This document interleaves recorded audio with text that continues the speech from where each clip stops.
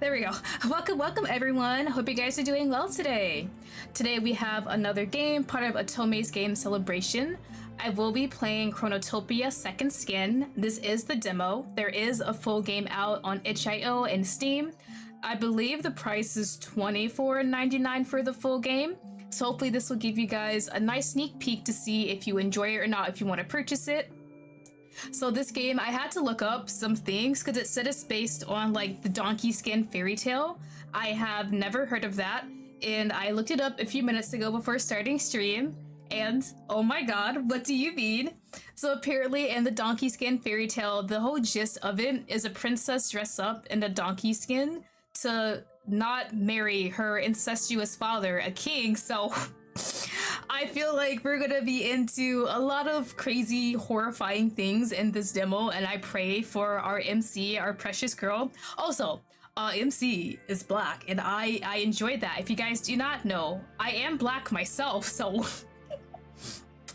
I am looking forward to this one. I do have links in my description to the Twitter, itch.io page, and Steam. Definitely check it out. If you do play the game, don't forget to like, comment, what have you. Let the creator know how much you enjoyed it. Oh, hello, welcome. Thank you for stopping by. I really appreciate it. That's creator in chat, y'all. If you guys did not know, I am very forward looking to this one.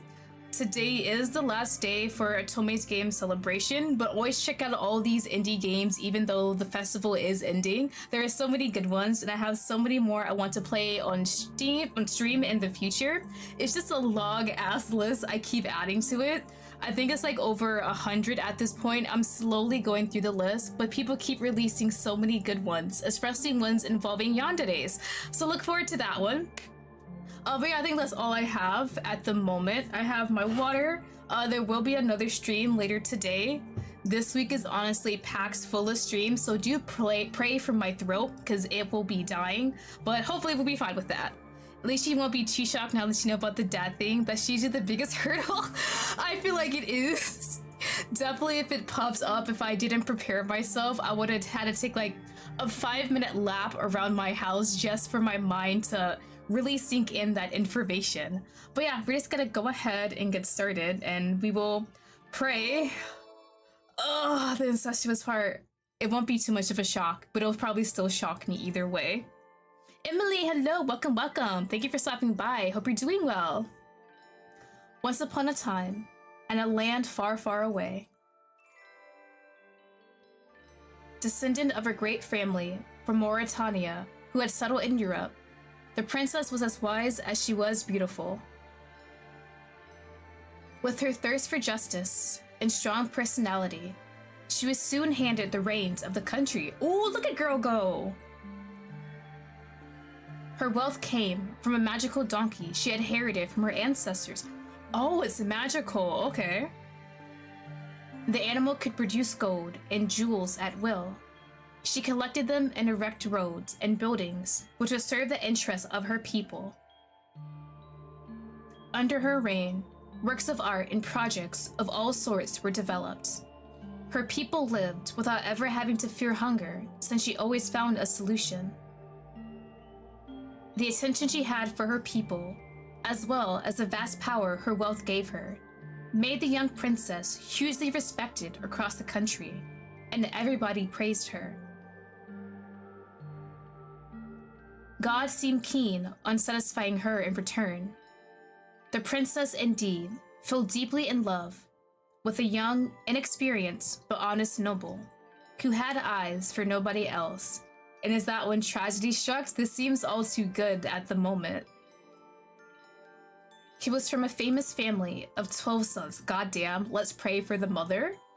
Since he was one of the last born, he lacked attention and desired to settle far from them, so he could write his own tale. She gave him love and respect, and he asked for nothing more.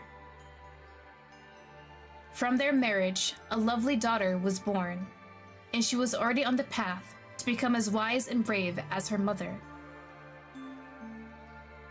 Year after year, the king and the queen ruled together as fairly as possible. The magical donkey, from which came their wealth, was treated well and the couple's life seemed perfectly desirable. Oh, are these her parents? Oh no, is that the dad then? A magical atmosphere hung over the realm, and there were rumors the queen had to be part fairy to meet success in everything she was doing. No other country looked more like a fairy tale come true than this one. As the couple was enjoying their life, full of ideas to make their country a better place, misfortune eventually struck. Did the mother get sick, or did someone kill her? She has to die, right? The queen, who everyone thought invulnerable, fell critically ill. Even though the king called the best physicians in the world, nobody was able to find a cure for the sickness that was devouring the queen from the inside. Days passed. Citizens were getting more and more restless, and the family more and more depressed, but to no avail. Realizing she was going to draw her last breath, the queen spoke to her husband on her deathbed. She was still young, and she would have gladly kept working on all major undertaken projects.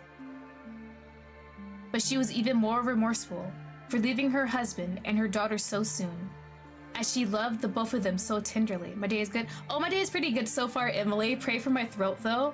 Mothers are not allowed to live very long in fairy tales unless they're evil stepmothers, of course. Honestly, isn't that how it is? They always gotta give these characters trauma. RIP to this mother. She lived a great life. Unfortunately, the last part of her years were really bad. Oh my god, of course it was a sickness out of all things. You had to make her suffer even more. So many things to do, so many memories to have, so many beautiful moments to live. Alas, pain was carving a deep chasm into her chest. As the king was leaning over and stretching a hand towards her, with the saddest look he ever had, she was struggling to tell him her last wills. Oh really? Her face partially paralyzed, ridden with painful spasms. The queen exhaled excruciating moans. She couldn't, just die peacefully in her sleep. It had to be that hard and painful. My dear, this is the end for me. Hush. Do not say a thing. Do not wear yourself out. I still believe. I have to believe. We will find a cure, and you'll be better soon. I promise. It is hopeless. I know this. No, I cannot believe it. Before I depart, I would like you to do something for me. I love you, you know it. And I love the young princess too. I cannot stand imagining you crying over my death for too long. I want you to be happy above all else. What are you trying to imply, my dear? Bro, if she says something and he misconstrues her words, I'm gonna be so bad. I know how you are. You will not be able to accept my death. You have always searched for my eyes, for my attention. I already know all too well how sad you will be. But you will not be able to mourn my death until the end of time. I would rather follow you in death than live without you, my lady. Maybe it would have been better if he did. How silly of you. The kingdom needs you. Our daughter needs you. Knowing what he's gonna do. Do not leave them behind, even for my sake. But sooner or later, you will have to overcome my death. I want you to live, my beloved. I want you to live for me. I will never stop thinking about you. In that case, please, allow me to request something. I insist that you remarry.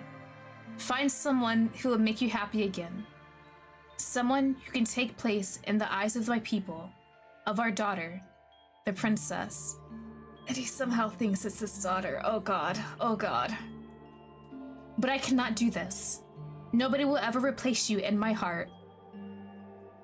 I know it is painful. It is painful for me as well. Deep down, I feel so angry imagining you in the arms of somebody else. But I am not selfish. I want you to be happy above anything else. If I am not here anymore, I at least want a woman as wise as me to know how to heal your heart. This is my last wish. How could I fulfill such a cruel request? You're the only one my heart craves. The only one. The queen laughed sadly. Fever and pain were gnawing at her. Soon, it became near impossible for her to talk. Her eyes were getting more and more obfuscated. Dear God, I messed that word out completely. To the point that she was unable to make out her husband's grieving face as he cried beside her. Stretching a hand towards him, towards the light, she tried rubbing his cheek one last time. Regretful, she could not help silently shedding tears. The aching was becoming so intense, she was gradually losing her touch with reality. My fate is such a cruel one. I only want to live by your side, to bask in your innocent smile for all eternity. Yet, I have to go. That is God's will. I do not want to. Of course I do not. It is too soon. There's still so many things I have to do here. It is too late, however. I cannot do anything but face it. The mere idea of being replaced is harrowing. To imagine someone else living in my quarters, ordering my retainers, settling in my home. To think about someone else in your arms, embracing you, kissing you, giving you new airs. To think about someone else gaining the affection of my daughter, attending her wedding, raising and supporting her. It is making me die inside. Jealousy is eating what remains of me. I would rather still be here. I would rather have lived those beautiful days forever. But it is impossible. So, even if it pains me, even the thought is unbearable, you must find happiness. You must forget me. And that is so painful to me. You probably thought I would face death with dignity, that I would be stoic and calm. That is how people see me. However, I am only human after all. I wish I had been more righteous, but amidst this pain that is tearing my body to dust, all that remains are regrets. Thus, they bid a tearful farewell to each other. Sometime later, the queen died in unbearable suffering, and the king was inconsolable. As sensitive and deeply in love as he was, he considered that no girl from any good family could ever rival his late wife. He consequently refused to remarry and swore to never change his mind. I wonder what changed his mind, huh? The whole kingdom was mourning the death of its queen. One of the greatest ceremonies ever was organized in her honor. It went on for several days and nights. Whether farmer or merchant, rich or poor, each citizen took part in a funeral. Epic Boy, welcome, welcome! Thank you for stopping by! They decorated the city with lanterns in several places. Some water lanterns were even put on the Great Lake for her sake. At the night, the candles could be seen all the way from the Lord's castle. At night, oh, I read that. The young princess, who was as sorrowful as her father, found comfort in admiring those lights. I do like, though, how we haven't really had much of the princess, our main character, yet. Just little glimpses of her. Those flickering lights looked like spots of hope to her. However, the country seemed to be consumed by a steadfast evil, harboring of storms. Thus, things would never be the same again. What do you mean? Queen died, and now the world is just like, well, we're gonna toss something else at you. As the years passed by, the kingdom slowly declined. The king had lost any hint of motivation and could not bring himself to do anything since his wife had died. He canceled all the great works the country was working on, thinking they had all lost meaning without her, and he locked himself up in stillness and silence. The citizens felt neither heard nor supported, and discontent was growing. Yet, the king did not care. It almost seemed like he was trying to be hated by his people. Only the magical donkey was keeping the kingdom from going bankrupt. However, the inevitable happened. The donkey's fame went beyond the kingdom's borders, and several neighboring and wealth-seeking lords tried to invade the lands, leaving them scarred by wars. The once lively castle was now a shadow of its former self. Artists and merchants were fleeing one after another, looking for more auspicious lands. The people had lost all faith in their lord. Is this where we start? Oh, we have more? We have more backstory? How much more tragedy are we gonna get? Understandable the grief the king is having, but my god, I didn't think the kingdom would decline so quickly like that. How many years has passed since the queen's death at this point? How long has he been grieving? At first, the king's apathy and inexperience were convenient for the nobles. Since he was handling the country rather poorly and was showing no sign of resistance, opportunistic counselors took advantage of the situation to seize control of the realm and get richer behind his back. However, the decadent mood was not so convenient anymore. After some time, but was it not already too late? The councilors realized that there was nothing to be expected from the current king, who had become impassive. They had to do something fast for the greater good. Factions appeared. Some thought the king could still take care of the realm until the princess's wedding with whom would become the new king. Others precisely hoped for the princess to seize the throne earlier than expected, while some others advised the king to find a new wife who could revive his will, or even that he go back to his homeland and leave the country with a new government. The most extremist nobles had no problem suggesting taking care of the king once and for all. Dear God, just outright kill him? But that last option would not satisfy anyone. They all lived in the wake of the previous queen, and they all wanted to honor her memory, but no one seemed to understand what she'd been trying to build. Hey, there's our guy. He does not look he doesn't look that bad actually, but definitely still grieving. Hey buddy, how is life without the queen?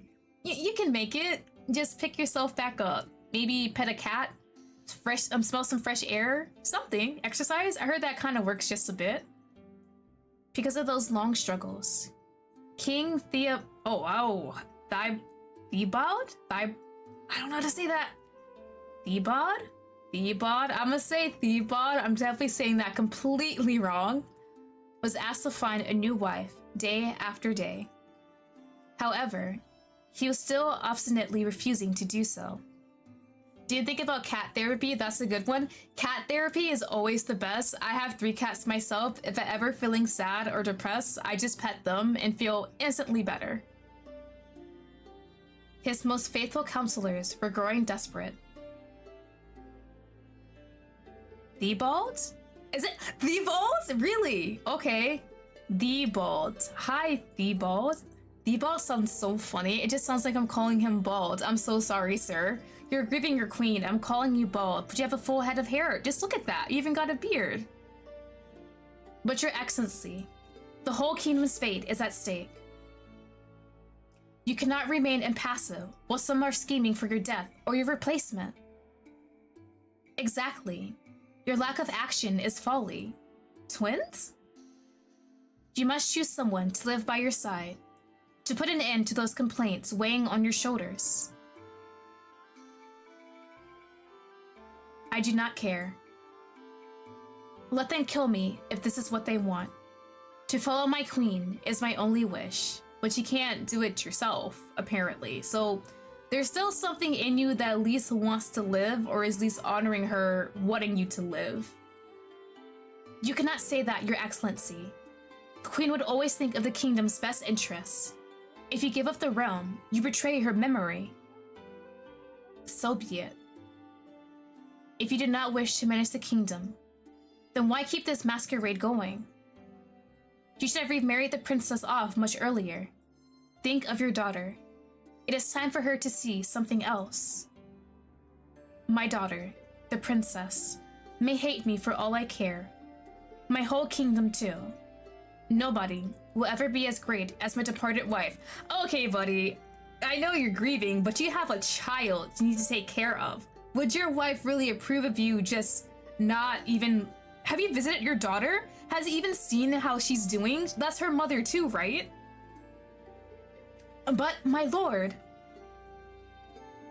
Enough. I do not want to see you anymore for today. Be gone. Leave me alone. Bro, you gotta pick your ass up. You have a child to take care of. You got a goddamn kingdom. Horrified, the counselors could feel the kingdom's ruin looming. While some were already planning a coup d'etat. I can never say. I always say coup. Is it coup? And were fighting over some arbitrary throne. The loyalists thought they had to find a way to pierce through the king's walls. To get a better understanding of the king's psyche, they called an old druid. Oh, coup. Okay, I always hear them say coup. Go and try to convince the king and find a new wife. We are ready to do anything to make him change his mind, regardless of... This is their undoing, regardless of who the wife is. So you don't care if it's the daughter then. Oh my god. If it's the daughter, are you guys going to object or anything? Are you just going to be happy he's out of his depression stage? Do not worry, sirs. Just sit by. What the hell is the druid going to do that convinces the king his best interest is marrying his daughter? Is this gonna be one of those things where he uses his daughter to replace the wife? Like, oh, you look just like her. Okay, I'm just gonna make you pretend that you are your mother. The druid, who was dishonest but quite crafty, we cannot trust this man, happened to be peerless when it came to influencing the human soul. Oh my god. As soon as he appeared before the gloomy king, he made a great impression, thanks to the mysterious look he had perfected.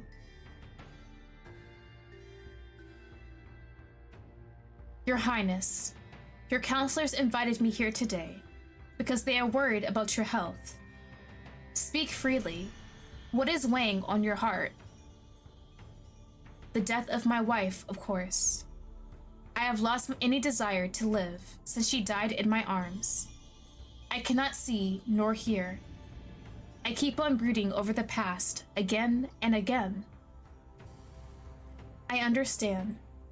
The Queen's ghost still haunts you, and you're a prisoner of the past. Yet, could the spell be broken? You wish for the good of the kingdom, do you not? Naturally, I want to follow through with her work. I want it to be strong. But I let myself be shut away by time and decay. It is far too late now. No, wait, it's not that bad. Like, everyone may hate you and want you gone, but you can at least still, like, delegate people. There's still time, man. Don't give up now. If I may, I think there is a solution. You have to find a young woman who could become the new queen. No one can do it. I have taken a look at the portraits of all the neighboring girls from good families who are ready to be wed. They have all been sent to me. All of them. There's not a single woman with her qualities. How young are you marrying though? Cause like, you're at least what, like in your 40s, like mid 40s? Yet, you did not wish to meet with any of them. Why not give them a chance to show you who they are? It does not matter. I already know it.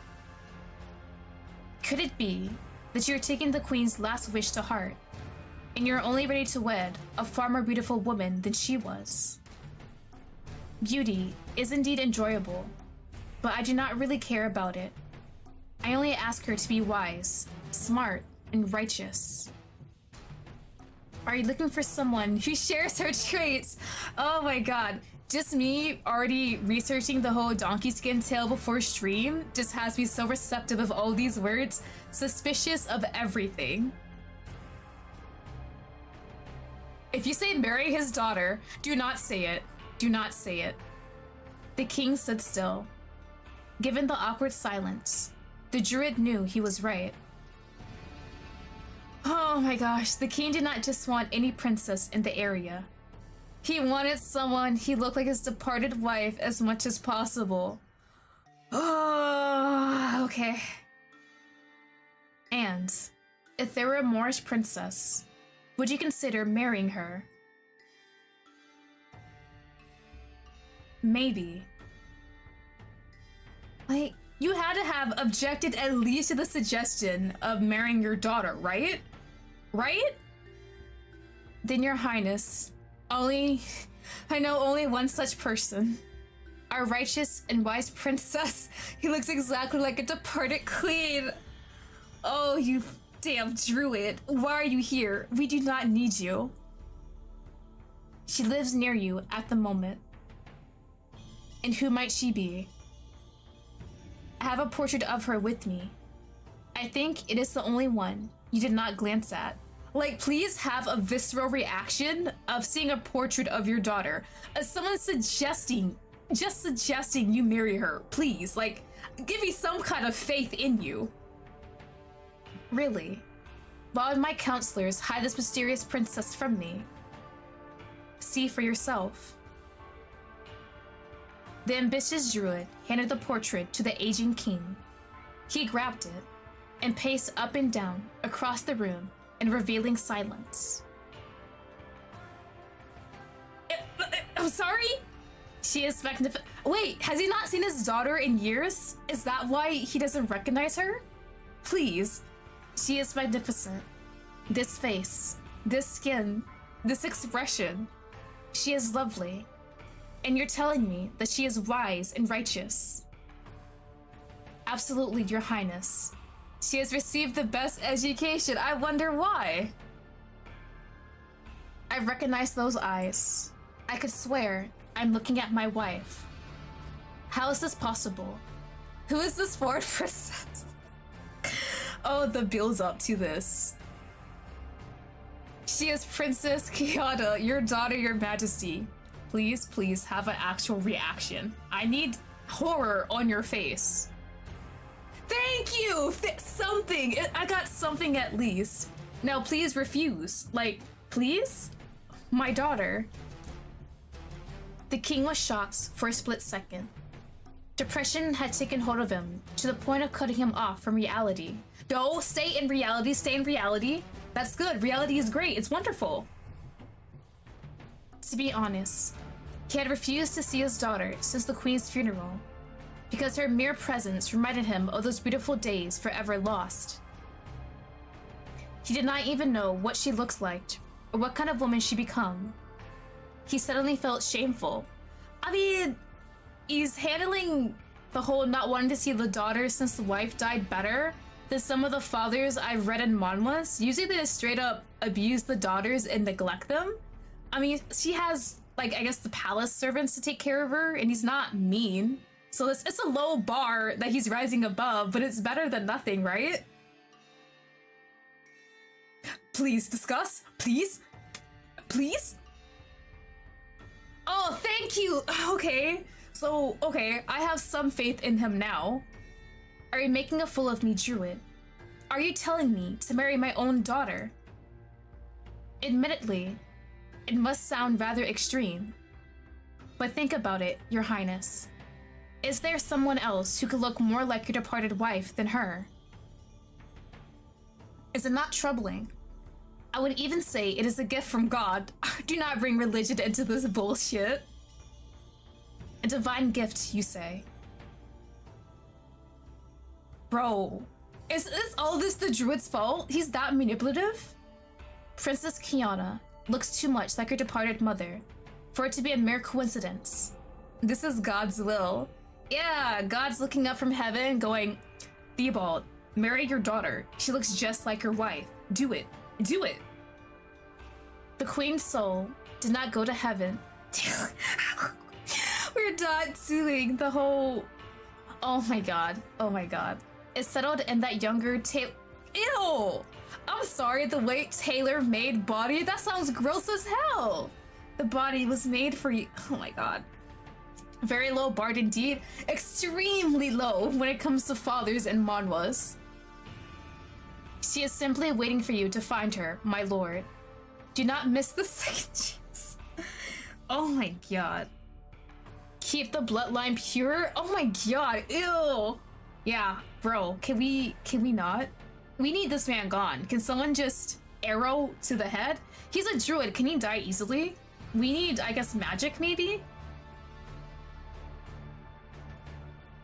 Who the hell invited him? The counselors, right?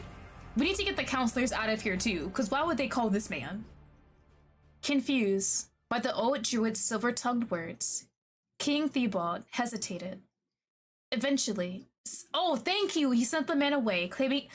What is there to think about? There is nothing to think about. You say the man is old, crazy, ridiculous, and then you never think about the situation again. You want to forget the fact that this man suggested you marry your own daughter because she happens to look like your wife. Bro, what are we doing here? What seed? No! But the seed had already been planted, weakened by his unstable state. The king was already struggling, not to completely succumb to the... Oh my god. Yeah, so I am fine with the king just being assassinated at this point. If the seed is already planted, he's already that far gone. Just the thought of, like, you know, maybe marrying my daughter isn't that bad. As long as she looks like my wife, surely it's not a bad idea, right? The flickering hope the swindling druid had brought to him was enough to make the king fall into darkness. Little by little, over the course of the increasingly frequent... And he let him keep visiting? Frequent visits from the man who would become his confidant. The king started to give in to the idea. Can we just throw away this man already? There is no hope for him. There is nothing we can do with this man. The druid had a way of implying that the princess was actually the reincarnation of her mother, that she had surpassed her in everything. So much so that the impressionable king eventually believed him? What do you mean? Oh, that's gonna mess up Kiara so bad too. Just imagine you have not seen your father since the funeral of your mother, and the one time he visits, he proclaims that you are her mother, that Kiana is no more, you are the mother, and I will marry you, we'll be together again. That is so much trauma. Oh my god. We always give characters trauma no matter what. This new obsession was the only thing which was keeping him alive from this point forward. And thus, he did the unforgivable? What is it already? Oh my god. This game's just gonna keep surprising me. Is this her room? Are we getting her pove now? Oh, the trauma, we're gonna get more of it. That morning, a sweet scent hung in the castle's corridors. The azure sky hinted at a beautiful spring day ahead. In this feeble light, illuminating a four-poster bed, a silhouette was quietly moaning. All of a sudden, hurried footsteps could be heard nearby, and the door was slammed open. A breathless young retainer entered the suite. Hi, girly! Hi, I love your hair! Princess, it is time to wake up. A muffled groan was her only answer. I would love to let you sleep, but I cannot do that, unfortunately. Do not forget that your private tutor has scheduled a lesson for this morning. Girl, I would stay in bed and just not get out at this point. The figure moved laboriously. Is that you, Nahima? Girl, the bedhead? Same, that is me every morning if I don't wear my bonnet. Who else, princess? I am the one waking you up every morning. Now please, make haste and get out of bed. We need to perform your toilet. The young woman stood up without a word and let her lady-in-waiting guide her. Yeah, it's her room. We want her to stay in this room and just barricade the door and never leave. Or maybe just vote herself out the window and leave this kingdom. Just get as far away from her father as possible. Through precise and vigorous gestures, she made her take a bath, then took care of dressing her.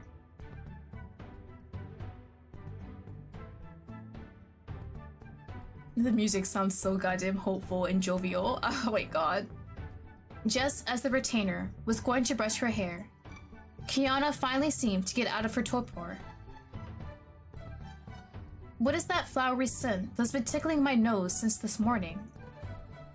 It must be verbenas, princess. It is the season after all. Verbenas are quite exquisite flowers, do you not think? All those colors. Maybe. I see that you're not fully awake yet. Did you happen to spend a rough night? I do not know. All that I remember is that I dreamt for quite a long time. And what did you dream about, princess? Ooh. Hold on, we always save.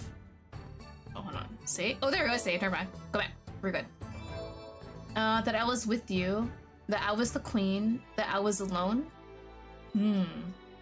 Queen, maybe? What does this one do? Oh, yes. Genesis Impact. Yeah, I definitely know about that. I was the one on the throne, and I was ruling the kingdom with the iron fist. All my subjects revered and respected me. Even you congratulated me by repeating how great of a job I was doing. How eager you are to become queen. Oh, not anymore. I am certain this day will come soon enough. Have a little more patience. Time seems so long before then. Do you think that is a vision of a future awaiting me? Nahima will remember this? Oh, I look forward to that one. Assuredly. In any case, this is all I wish you. Your dream was surely very pleasant, princess. But you should not fall asleep again. Do not forget that your lesson is supposed to start soon. Do not worry about me, Nahima. I am quite positive the poor sod will be late again anyway. Princess, you should not speak ill of your tutor. He is an excellent teacher. What is he planned for today? I do not know. We have completely given up on arithmetic over the past couple of days. We are now focusing on practicing singing and playing the harp. That doesn't sound bad, music lessons. You are only studying music. Why this sudden change? It is a request for my father. Do not tell me the mother knew how to sing and play the harp. He's truly trying to mold her into her own mother. Or so it seems. I do not know why. I have not seen him for years. I thought he had no more interest in me. Girl, I think you want no interest at all. Do not do this, please. I am sure the king is simply a bit shy, though he can get on his high horse. He might not even dare to be near you after your mother's death. I think he resents me. Oh my god, I feel so bad knowing what I know. I just wanted to reach in and tell her, girl, run. Get as far away from this place as you can. Why would that be? One way or another, he must be ashamed of me. He surely found a mistress after all this time, and sooner or later, he will tell me that he wants to repudiate me. That would not be correct of him. In that case, why has he not tried to marry me off? Oh my god! That makes it even worse! She's not even 18! I am 17 years old. Is it not unusual? I do not like freedom, but I cannot shake the feeling this is a bad omen. Girl, please, please, please, follow your heart, follow your instincts, your gut. Girl, get out of here. After all, young girls from good families I read between 12 and 14. Right, this is like old times. Oh god. I am getting old, and at this rate, nobody will ever want to marry me. That's called foreshadowing? Bruh, the foreshadowing in her is killing me. Girl, she doesn't know what awaits her. I feel so bad. The one time I just want to tell a character everything that's going to happen to them. Let me isekai into her body. I'll be out of that castle so quickly, the king would not know what's happening. With a lovely face like yours, perish the thought. You're as beautiful as an angel, princess. And smart as that. No prince should ever refuse your hand. Thank you, Nahima. It is nice of you to comfort me. You know I mean it. Look at that beautiful hair. I could brush it for hours without getting bored. Kiana gave a faint but tender smile. Nahima had been her lady-in-waiting, her personal assistant, and her confidant for many, many years. As far as she could remember, they had been inseparable. Older by only 2 years, Nahima happened to share the heiress, Mauritanian origins.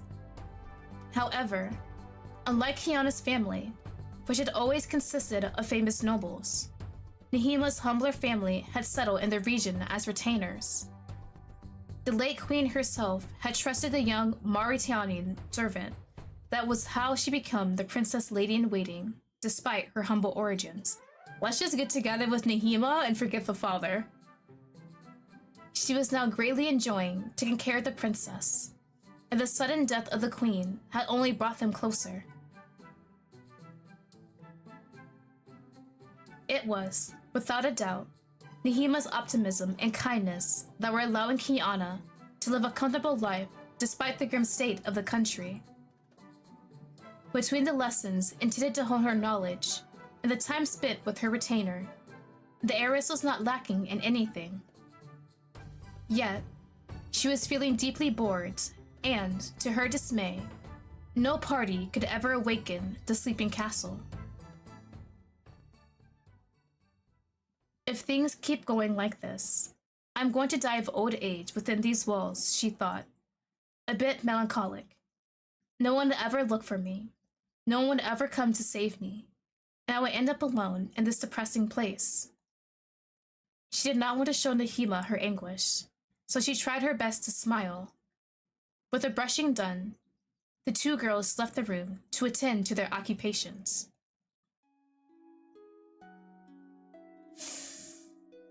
One of the servants was out of sight. The princess sighed. Even though Nahima was her confidant, and she trusted her, there was one thing Kiana had never told her. Oh? What is it? Something was troubling her. She sometimes felt like she was being watched, especially on a day like this one. Do not tell me the dad is creeping and stalking his daughter at this point.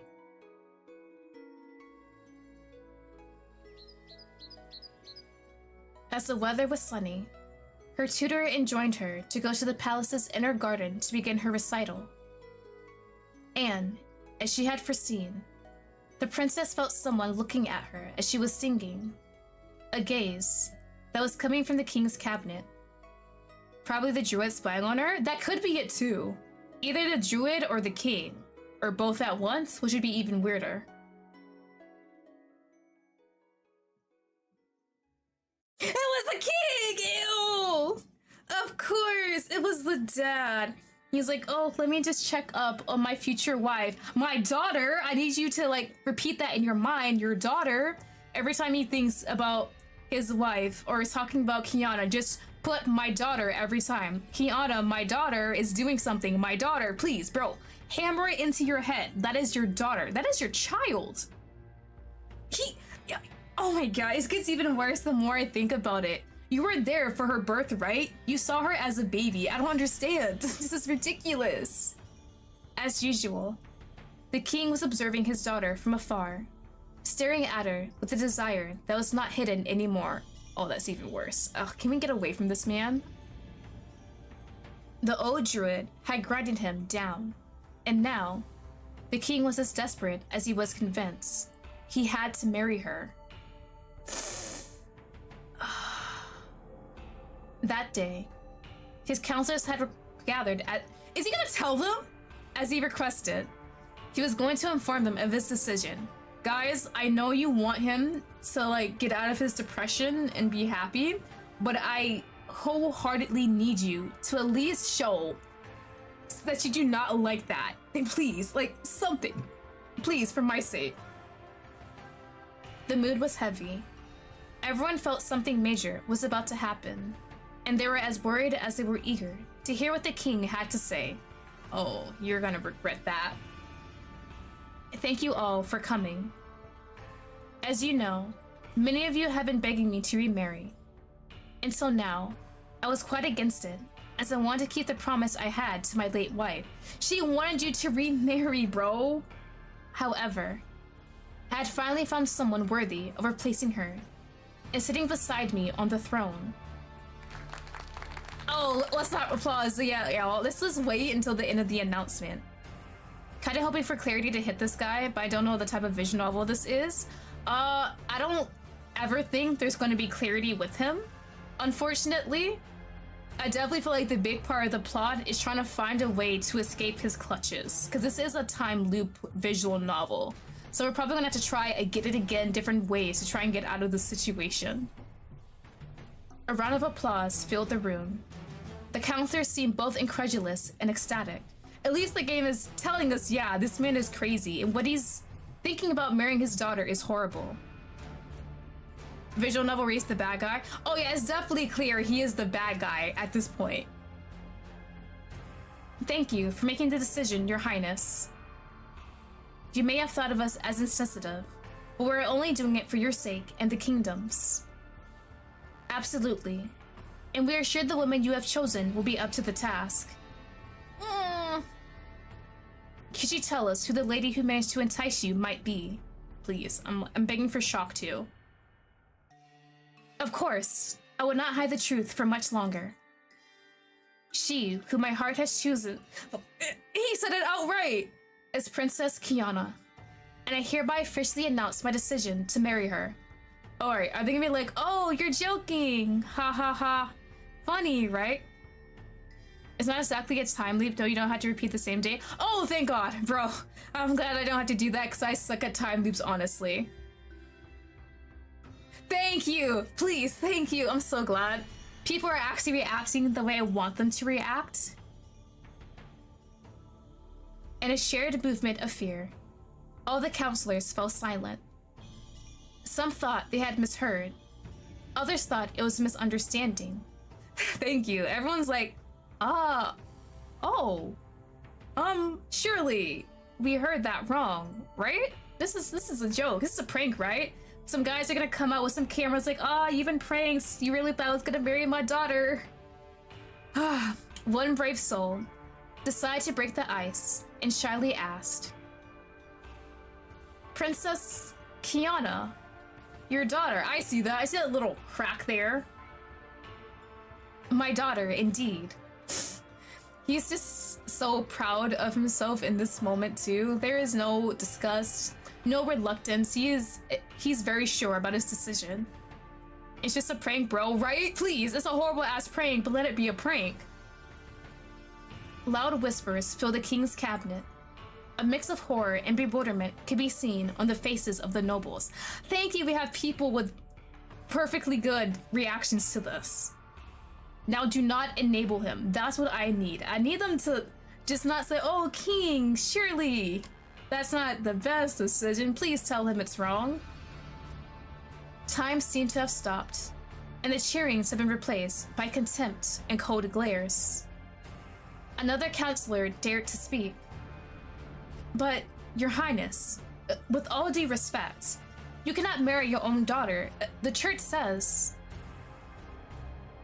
Did you not swear a few seconds ago to accept my choice, whatever it would be? See, when people do that, they assume you're not gonna say something batshit crazy. Are you never satisfied? I am finally fulfilling your wish. This is so satisfying. You rascals. Be gone. And no, I will not change my— Ew, no, not today, please, though. I will propose to Kiana this very day. Bro, how do you... Okay. Okay. Thus, the counselors were chased from the king's cabinet like criminals. Oh, this is gonna be so fun to see her reaction. Like, oh, father, hello, it's been forever. And then he just proposes. Gather in the corridor. They soon began arguing aloud, exposed to all the retainers who were passing by. Oh my god, they're gonna spread this info out that the king wants to marry his daughter? That's gonna be wild. Yes, with an asterisk, right? There's like, terms and conditions may apply. If it's batshit crazy, I'm not gonna be with your decision, buddy. The king has gone crazy. We had warned you. We should have gotten rid of him. You should have, honestly. You fools. This is your fault. The druid you paid so generously is a sham. He put some devilish thoughts into his head. Look at the result. It is just a sleight of hand. By marrying the princess, he is trying to keep the kingdom under his yoke. No, let's not do that. Let's not try and justify this in any way. Once the wedding is consummated, we will not be able to exile him anymore, nor will we be able to ally with Kiana to take back power. We are at his mercy. So tell her, please, someone think about her. Is it still possible to put an assassin? Yeah, please. Enough. It's because of you extremists that we are in this bind. Really? Funny how they're all looking the same. If you schemers had managed to come to an agreement, maybe we would not be here. Us? Are you not the ones who let that druid do as he pleased? Let us face the facts. You loyalists are at fault. They soon come to blows. And the news quickly spread in the whole castle like wildfire. Please let her hear about this before this man proposes. What's worse, her hearing her father intends to marry her and possibly have heirs through a servant or like her friend, or her dad actually proposing to her just point blank. My god. I feel like at least if the servants tell her, she would have some time to process the information before the dad approaches. But if her dad just comes up and straight up says, hey, yeah, so we're gonna get married and possibly have kids, that's even horrifying to think about. As she was coming back from her tutor, Princess Kiana took the opportunity to wander in the near empty palace, still in a melancholic mood. Once again, she had felt her father observing her, whether it will be singing in the garden, or later that day during other lessons. He had never stopped staring at her. She had noticed his behavior for quite some time, and she could not help but feel a deep unease. Was he, the man she had not seen for so many years, interested in her again? Was it an awkward way for him to make amends, as Nahima had said? Or was it for a far darker reason? Kiana had a bad feeling about this. Some other day, she would have dismissed those thoughts. But today was special. Please tell me someone said anything and these people are just whispering and just staring at her, not saying a damn thing to her face. No, they're really whispering? Oh my god, that's even worse. I was like, oh look, that's the princess. Poor her, right? All day long, she had been under the impression that the servants were whispering things in her path. Something weird was definitely going on. With a knot in her stomach, she shook her head nervously. Girl, please run. I should stop thinking about it. It can only hurt me. She suddenly noticed that the castle was bathing in sunset. Already that late. I must make haste. I promised Nahima I would pay her a visit. Please don't run into the dad. Please. I better not see this man pop.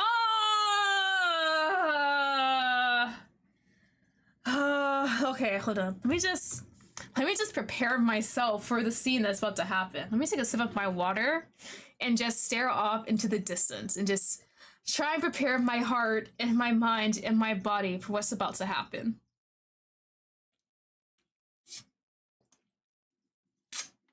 God, I'm not ready at all.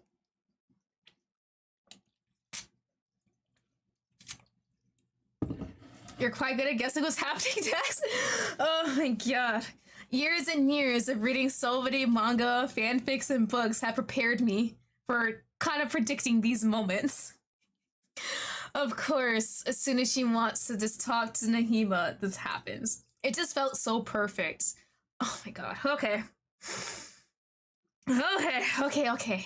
Okay, chat. Are you ready for maximum trauma? Oh my god.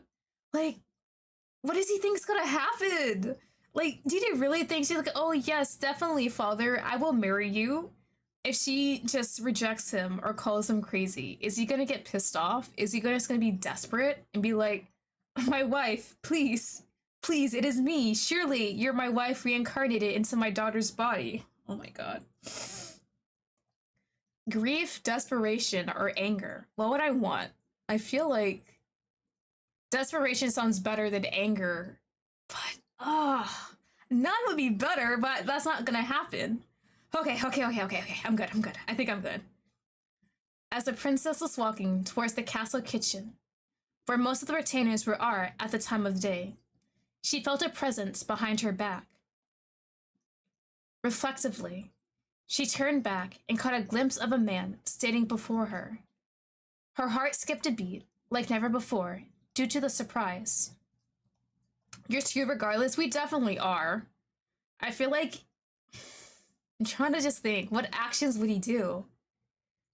Astounded, she tried to fan herself to get rid of the warmth that was spreading throughout her whole body. She needed a few seconds to recognize this solemn man, but any possible doubt had vanished. It was the king, her father. Father, I have not seen you in so many years. Are you surprised? That makes it even worse. He keeps talking about calling her my daughter and all that crap. Bro, stop it. Well, you seem to be avoiding me since the death of Mother. I regret that very much. Have I made you suffer? Yes, Father. Do not make her suffer more. I just want to speak with you again, if possible. No, get me out of here. I want off this ride. All these years, I was only inhabited by loneliness and bitterness. I did not want you to see me like this. But today, I decided this cannot continue. I am glad to hear that, Father. I hate that so much, because like, if you just take away all the craziness of him wanting to marry his daughter, all those scenes, it seems like a guy who just wants to reconcile with his daughter, like he regrets ignoring her after her mother's death. But we know this is much more sinister. Still petrified, because of how surreal the scene was, Kiana politely answered, while taking a closer look at the old man's faded and worn-out face. Had he always looked that tired, that aloof? She could not remember. The unexpected presence of the king could have made a great moment of happiness for the young woman, but in the shadows of the looming night, she could glimpse a red light in his eyes. A crazed and bloodthirsty light. Is this the druid? Is this the druid's fault? Bro.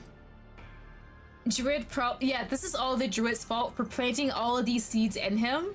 Like, bro is depressed, and he says, oh, just marry your daughter. That's perfectly fine. She looks just like her mother. A great replacement. Like, bro. Yes, the game is very pretty, but the plot is killing me. Yeah, sorry you had to find that out, but yeah, bro is depressed as hell, and he is, very sure he just needs to marry his daughter to replace his dead wife. So, yeah, we're not having fun. We're just all dying on the inside. With each word, the king was getting closer, looking more and more threatening, like a raven spreading out its wings. The unease did not leave Kiana's fluttering heart. Is that why you have come to see me, Father? As a token of reconciliation? Better than that, you want to be by my side, do you not? No, not like that. Bro, I know of a way to bring us closer, but this hope rests on you. Nah, that's horrible. Putting this all on her. Do you love me? The manipulation.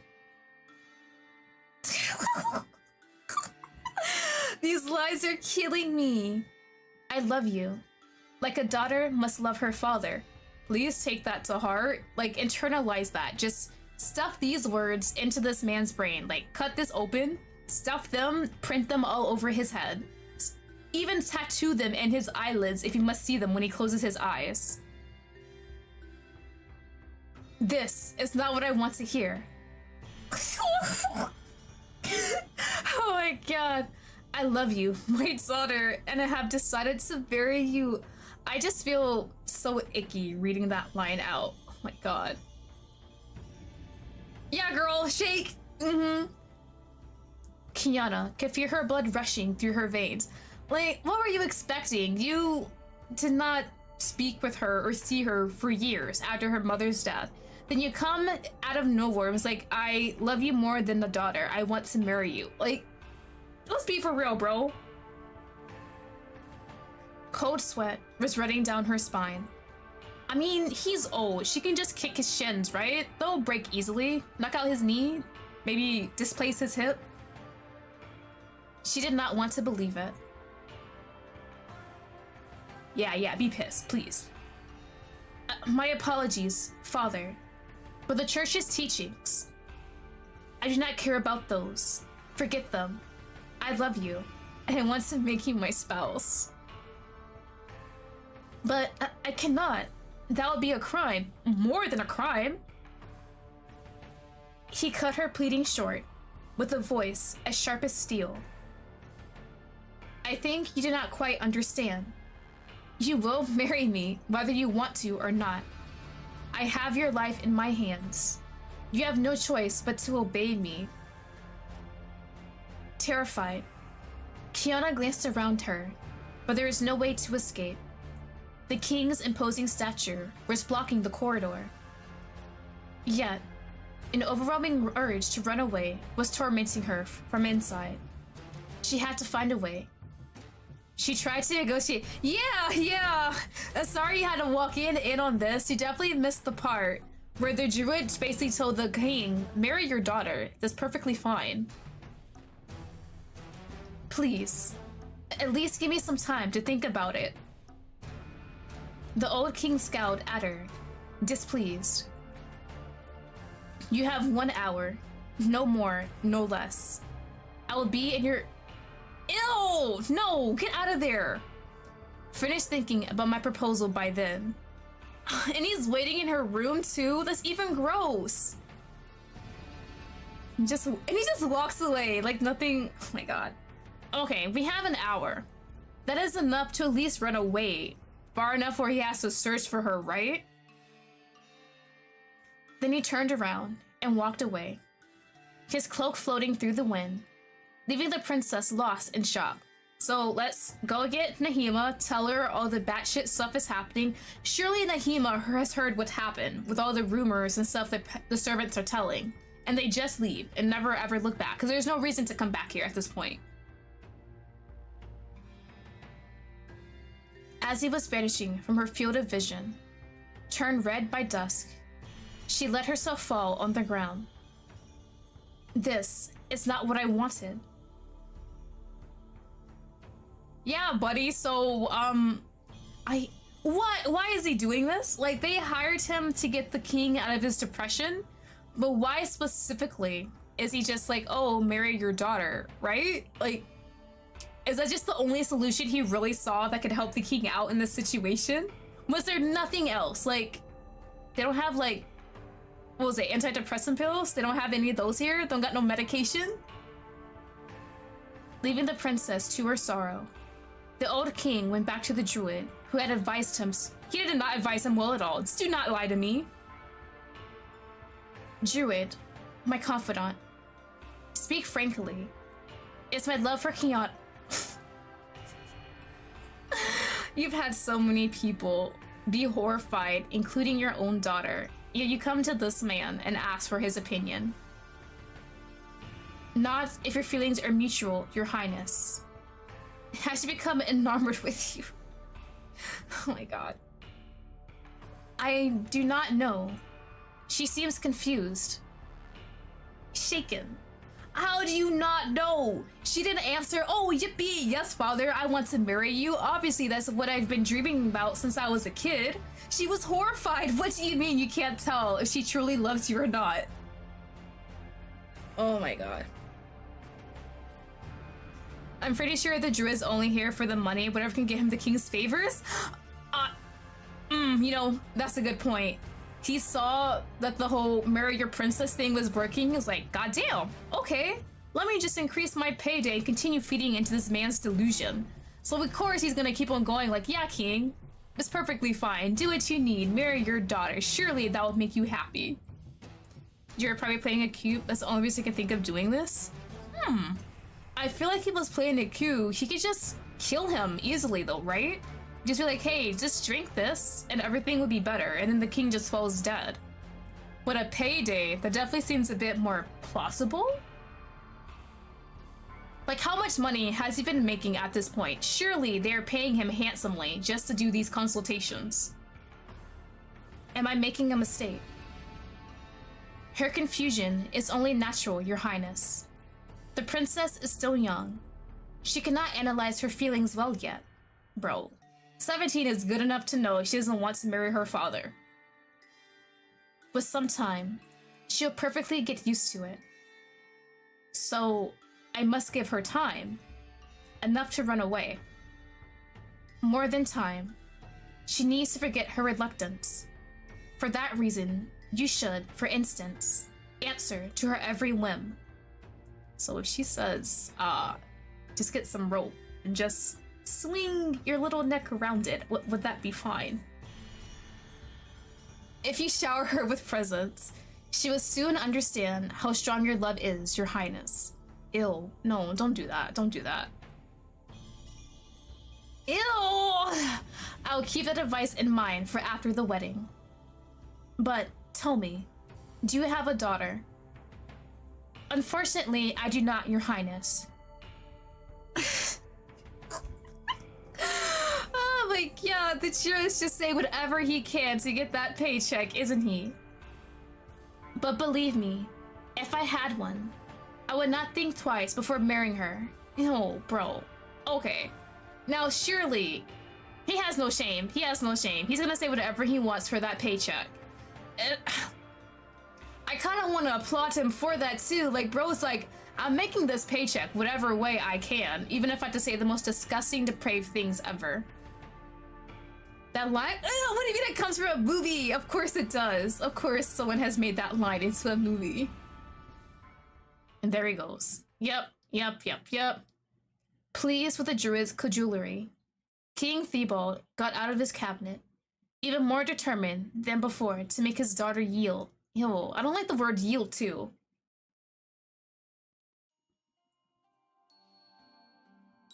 After the overwhelming encounter, to say the least, Kiana went almost mechanically to her bedroom.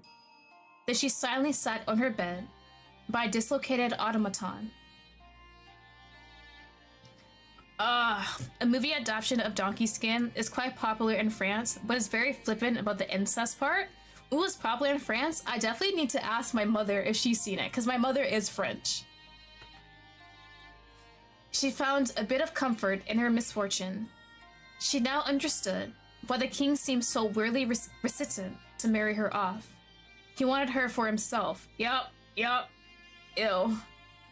But it was not morally acceptable. After all, he was the man who had conceived her. And the principles she had been taught were quite clear about this. It's just so baffling to think. Like, he was there when the queen was pregnant with the daughter. There definitely had been moments where he pressed his hand on the pregnant belly and it's like, that is my child in there. I will protect and love them for all eternity. I will make sure they're loved and just have a nice life. And just to go from that to be like, I'm going to marry her. Oh my god. Ew. Okay. but it was not morally acceptable. Oh, I just can't. Okay. Had he gone crazy? He definitely was. Was he trying to damn her to hell? A rush of disgust violently seized her throat. No, this was not right.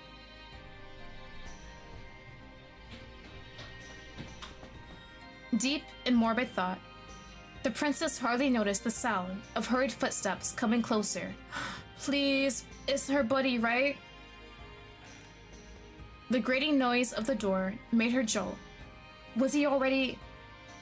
Oh, thank God. She heard that, right? Please tell me she knows everything. Fortunately, it was just Nahima who seemed as scared as her. Oh, princess, I just heard the news through the mouth of another servant.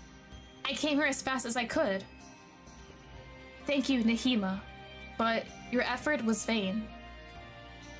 My father told me I had no choice, and that he would marry me, whether I wanted to or not. The hour for thought I requested is almost over, and there is nothing we can do. There is a bunch of things you could do. Do not say that, princess. There is still some hope left. I mean, evil times parents always think of their children that way. Oh, that does suck. I gotta remember this whole time, the way the time is here. Oh my god. Okay. He will be here in a matter of minutes. I will never be able to find a solution in such a short time. Time is what we need. Like my mother always said, it is not good to think in haste. We have to find a way to buy time to get yourself off the hook. How can I buy time without upsetting him? He seems as hurried as he is irritated. If I were to ask him for another delay, he would certainly refuse. That is why you have to be sly. Rather than directly asking for more time, pretend you demand a gift from him as a token of goodwill. Oh god. We're gonna ask for the gift to ask for more time. But then the gifts, oh my god, no, it's gonna be a horrible little... No, don't do that, please, don't do that. Because now the father thinks she's gonna kind of want to be married to him. Oh no. Is it gonna backfire? A gift. That is to say, as for something so rare and complex, it will be almost impossible for him to obtain it. Thus, even if he manages to give it to you, you would have bought some time. Oh god, please. What would she even request? Oh god. A very rare flower that only blooms during a certain season? And if he does not keep his commitment, then it is even better. That is a good idea. However, I have to find something to ask him without sounding suspicious. If I were to request some Far Eastern China from him, he would argue that it's not necessary, or promise to buy some after our wedding. You're right. Nahima rubbed her chin with a pensive look. Time. We need time. All of a sudden, she clapped her hands. I know, princess. Demand that he give you a dress the color of time. Oh? It is common for a future bride to want new clothes to appear a proper lady in the arms of her spouse. He will not be able to refuse. And since time has no color, no tailor, even a fairy one, will ever manage to create such a dress. Nahima, you're a genius. The little blush on her face. Under the influence of relief, Kiana flew into her retainer's arms, who consequently went as red as beetroot. Please, princess, this was nothing. The girls were so happy. They failed to notice the sound of footsteps in the corridor in time. Oh god, please, here he comes, okay. At least he knocked on the door. I guess I give him that. Someone knocked at the door. This time, there was no place for doubt. It was the king. My daughter, are you here? Unfortunately. Quick, Nahima, hide under the bed. We cannot let him know you are here. No sooner said than done. Nahima slipped under the wooden frame. The wide bedsheets easily covered her, and Kiana only had to adjust the length to be sure she could not be seen. I am coming, father.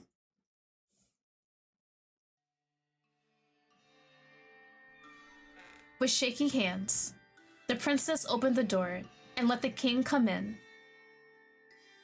His eyes were as piercing and hard as an hour ago. She could not help but gulp. So, have you considered my proposal? Yes, father. After pondering the issue, I have come to the conclusion that I cannot appear by your side without clothes fit for a queen. I want to honor you, and that is why I would like to slightly renew my wardrobe before the wedding. The druidess advice immediately came to the old king's mind. The young woman was certainly about to express some whim of hers. It could not pass on such an occasion to earn her trust. Thus, the king carefully listened to her. Please, speak frankly, dear daughter. I am listening, and I will try my best to fulfill whatever wish you have. Father, please bear that I ask of you, address the color of time. The color of time? What a strange whim of yours. But, so be it. I will stick to my words. You will have this dress tomorrow evening at the same time. Sure, tomorrow. And with a solemn look, he left the room, delighted by the hope the heiress had given him. Nahima took advantage of this opportunity to come out of her hiding. You have been wonderful, princess. We had managed to buy enough time to set up a plan. We still have to find one, however. It is better to be slept on. I am not sleeping at all. I'm gonna write as many ideas as I can. I don't even think I can sleep properly. It has been a long and intense day, and you must be exhausted. Get some rest, and we will think about tomorrow morning. You're probably right, Nahima. Alright, definitely need another water break from this one.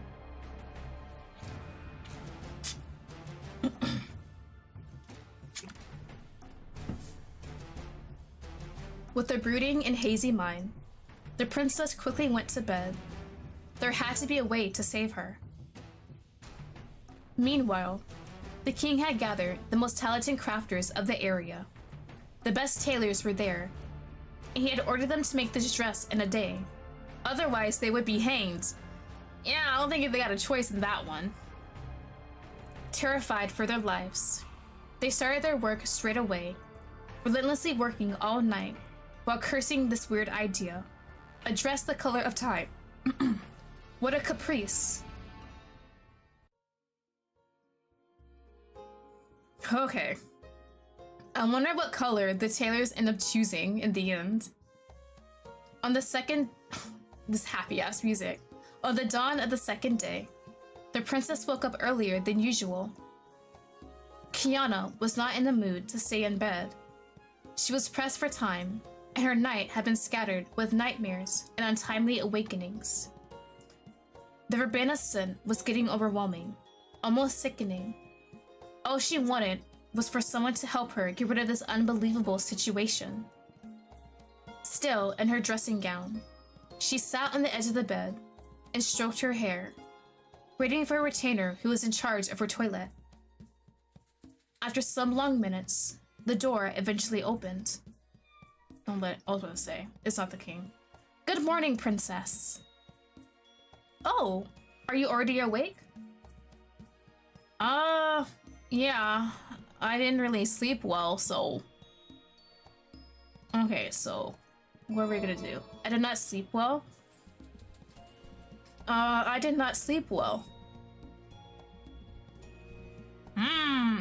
Oh, the whole Atomi celebration logo is in the way, but like a little silver locket glowed up on the side up here. You guys could not see it, but I saw it. I had a horrible night, Nahima. I could not get any rest. What is going to happen to me? I am sorry to hear that, princess. I understand that you're troubled by your father's proposal. We had to keep a calm to find a plan of action. Know that you are not alone. I am with you, and I'm not going to let you down. Nahima will remember this. Honestly, if Nahima just takes out father, I would not mind at this point. You're probably right, as usual. I thank you, Nahima. I really do not know what I would do without you. I mean, can we play up the fact that we're gonna pretend to marry our father and maybe give him like a baked good or something? Does he like sweets, like cupcakes, donuts, maybe cornbread? And just poison him? Arsenic! Arsenic was pretty good. A lot of women did that to get away from like their abusive husbands, right? Arsenic shouldn't be bad. Just dump a full little vial of arsenic in some cornbread, feed it to him, and we're perfectly fine, right? Wait, does arsenic kill quickly? Crap, I think it actually kills slowly. Damn it. We need something fast acting then. The young servant squirms with an embarrassed look. Oh, princess, this is no time for flattery. First, I have to take care of your toilet. The lady-in-waiting set to do her work, all the while still talking. I have thought a lot about this myself, princess, and I believe it will be wiser to tell your private tutor that you are sick. It will grant us more leeway to conduct some research. A very good idea, Nahima. Do you already know what to do? You will probably not believe me, but I saw your mother in a dream last night, and I remember something. After your birth, it was said that she had given you the fairy's blessing. The fairy's blessing? It is just a rumor, but there should be some truth in that statement. If their mother did not leave something useful to you, we could use it. Ooh, wait, okay, hold on. Mother, thank you. Kiana skeptically stared at the young Moor. I would love to believe in magic too, but these are old legends, and I am too old to be fooled by this nonsense. We have no other plan at this point. Nahima raised her voice while making wide, frenetic gestures. I know it must sound ridiculous, but I believe in those legends. I think your mother had the fairy's blessing and passed it on to you, and I'm even ready to prove it. And how are you going to do that? I'm going to leave the castle for the day and investigate the nearby hamlets. I'm sure some old countrywoman will be able to give information about the true meaning of this rumor. Mew, welcome! Oh my god. Mew, you missed all of the trauma me and chat have gone through so far. Welcome. Oh, you're gonna love this one so much. I can just tell. In that case, I'm going to have a look around the Great Library. Maybe some dusty books will teach me how to get rid of the madness that's taken hold of my father. Let us part ways and meet again tonight in my bedroom to talk about our feelings. May the best of us win. Ugh, please don't have the dress done by the night, please. Tailors, just stall for time. It is a deal then. You seem quite confident, princess. But do not underestimate the power of old legends. Dude, I'm literally dying, but this thumbnail looks so interesting. Always say for black main characters. Yeah! Oh, Mew, do you want to hear what we are going through at this moment? So our mother has died, unfortunately, from an illness. Our father, the king, was in grief. He did not want to govern the kingdom. The counselors... Girl, you're gonna have so much fun. The counselors of the kingdom sent a druid to the father to try and get him out of his depression and possibly marry, or have the princess marry someone and then they take the throne. But the druid, in all of his wiseness, suggested the king marry his daughter because the daughter looks like the mother, and the daughter would be a replacement for the mother. The king did not like the idea at first, but the druid had the best silver tongue, he has a great manipulation, and now the father is dead set on marrying his daughter. So, yeah. We are trying to somehow escape our incestuous father. Yeah. Having fun, right? I hope you enjoyed this one. Like, he proposed to us yesterday, and girl was like, no? And the father's like, so you're gonna marry me no matter what you say, so this is gonna happen. So we gave him a quest to make us a dress the color of time to kind of get us some leeway to figure out what to do. It is the next day and we are scrambling. We're girl, we can't do this. Yeah, but yeah, we're all in this together. We're all being traumatized together and I love that. Once done with the toilet, Daddy dearest, Mama is in the ground. I'm a baby, please lock it. Oh my god, the worst part is, after the mother's funeral, the dad did not even see the daughter for years. The first time we see our father after years is him saying, hey, I'm going to marry you because I love you. Like, what kind of trauma is that bullshit? She finally thought the father was going to reconcile the relationship and be all fatherly again, but nah, he said, I want to hit it. The color Nahima, it is, honestly, I love it. Okay, Nahima's doing her own thing, and we're gonna figure out something. Don't show me the dad, please. I don't want to see this man's face. Left to her own devices, the heiress sighed and went towards the library, dawdling on the way. Laziness was taking hold of her with each step, and everything seemed pointless. I think there's an actual diagnosis for that type of dynamic. Is it Oedipus complex? But I think I've only heard it when it's like a mother and the son happening. Like the father dies and the mother marries the son. I don't know if it's a specific word, if it's the father and the daughter though. Bro, embedding her and then come back like, hey, yeah, this guy got me as an inbreeding. He definitely did. Like, earlier, he went to the druid after he proposed to the daughter and was like, am I doing the right thing? Is what I'm doing not sensible? And the druid's like, oh no, she's just young. She doesn't really know her feelings well. She'll surely come around and really want you, right? This game is killing me. Oh, I didn't do that, oops. The dust that welcomed her as she entered the dark room only increased her distress. Carrying a candle, she inspected the shelves, looking for a ray of hope. Most of the books the king owned were written transpositions of epic poems, lyric lays of chivalric romances. The few treatises on the science were all gathered in a small corner. Liber Simplicis Medicinae by the Abbess Hildegard of Bingen, translated from German. This may be what I need. Is it about medicine? Rena's diagnosed our father at this point. We need some medication. And maybe a padded cell. She sat down at a table and glanced over the book.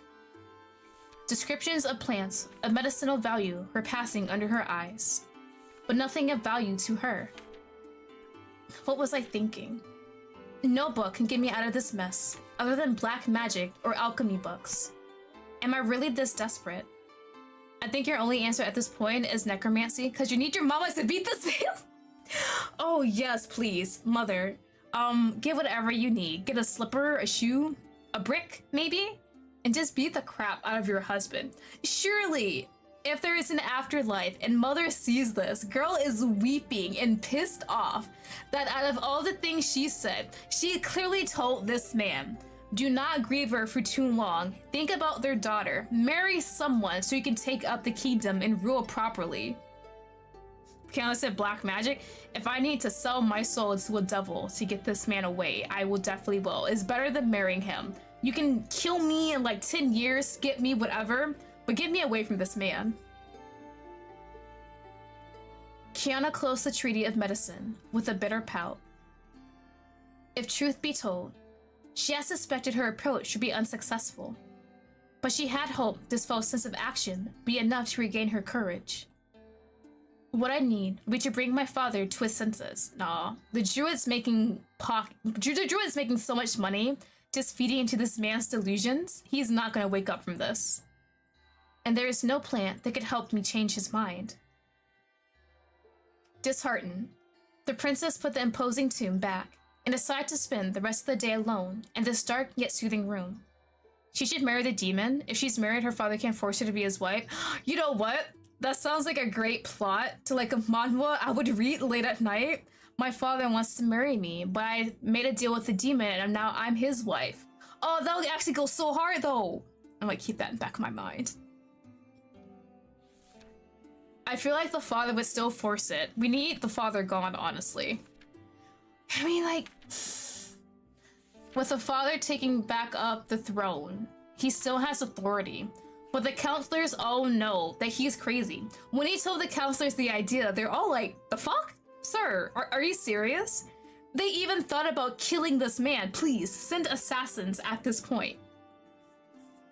To pass time and forget her sorrow, she grabbed Cleges, some Corley literature she knew rather well. Was there anything better to forget the passage of time? Maybe arsenic. Drinking arsenic might help. It might be time. Cleges, grandson of the Emperor Alexander of Constantinople. Oh, I have not seen that word in forever. And nephew of Gawain from the Arthurian legend, was a brave knight who achieved many feats. Girl, maybe time to learn how to use a sword. Wronged by his uncle Alice, he falls deeply in love with Venus, who is destined to be the bride of the former. He finds his love reciprocated, since Venus is impressed by his achievements. The lovers quietly suffer, but decide not to hide and live openly with their feelings. They hatch an escape plan so that they can live freely. However, the uncle eventually dies from sorrow, which leads them to seize the throne and celebrate their wedding with great fanfare. Honestly, yeah, the husband, the father, the king, he should have died full of sorrow. He should have went with his wife at this point. He even had a line like, I kind of feel like maybe I want to go with her. It's better than this situation. Wait, we're cooking? We definitely are. Let's just bring a demon into the mix. That's much better. Kiana closed the book. Since her childhood, she had been told she was born to become a queen, and she always aspired to become one. She had secretly hoped to be married to a king who would be powerful but young enough. She had hoped to be bound to someone who could have feelings for her. Ugh. Fuck, I didn't leave my long comment. I'm not retyping that. You're good. Just type it in our group chat and I'll read it later. Her chances were infinitesimal. Royal weddings were political above all else. There is no way to follow the wishes of her heart. Yet the possibility still existed somewhere. There could be a Cleges waiting for her to be as Venus somewhere on this earth. God, I hope so. We have Nahima. Let's just go with Nahima and run away. Putting the tomb back on the shelf, the heiress felt even more aggrieved than when she entered the library. Fleeing is never a good option. Girl, fleeing is best thing at this point. As Nahima rightfully said, you forget everything for a while, but reality just hits you more harshly thereafter. As she was returning to her bedroom, Kiana looked at the amber sky. It would be wiser not to let my father wait indefinitely.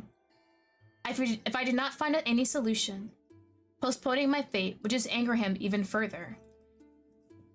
So if we agree on the marriage, can we somehow convince him that we want a very grand and opulent wedding, that it takes months for it to plan? So it gives us even more time to like figure out something? Oh, I'm just worried he's gonna touch her, that's the thing. While walking in the castle's corridors, the princess could not help but feel curious about the results of Nahima's investigation. It was their only lead, however implausible it could be. Hey, girlie's back! There might be a summoning of a magical creature at some point, not a demon though. Honestly, where's the donkey? The whole magical donkey, we only briefly talked about it at the very beginning of the game. That's still there, right? That's the only reason this kingdom is, like, have money at this point. Once in her room, Kiana was welcomed by the great smile on her servant's face. A bit out of breath, her cheeks pink from having walked for a while, the young woman gave a triumphal look. If it comforts you, he never touches her, even in the bad ending. That makes me so much better. Yes, it does comfort me. Okay. We still need to get out of the situation, but it does make me feel better. How's your investigation go, princess? Bro, it did not help at all. It made me even more depressed. Poor, unfortunately. What about you? I love seeing a black female VTuber. You're so cool. Thank you, thank you. I really appreciate it. Would you believe it? I managed to find information. Oh, we have information?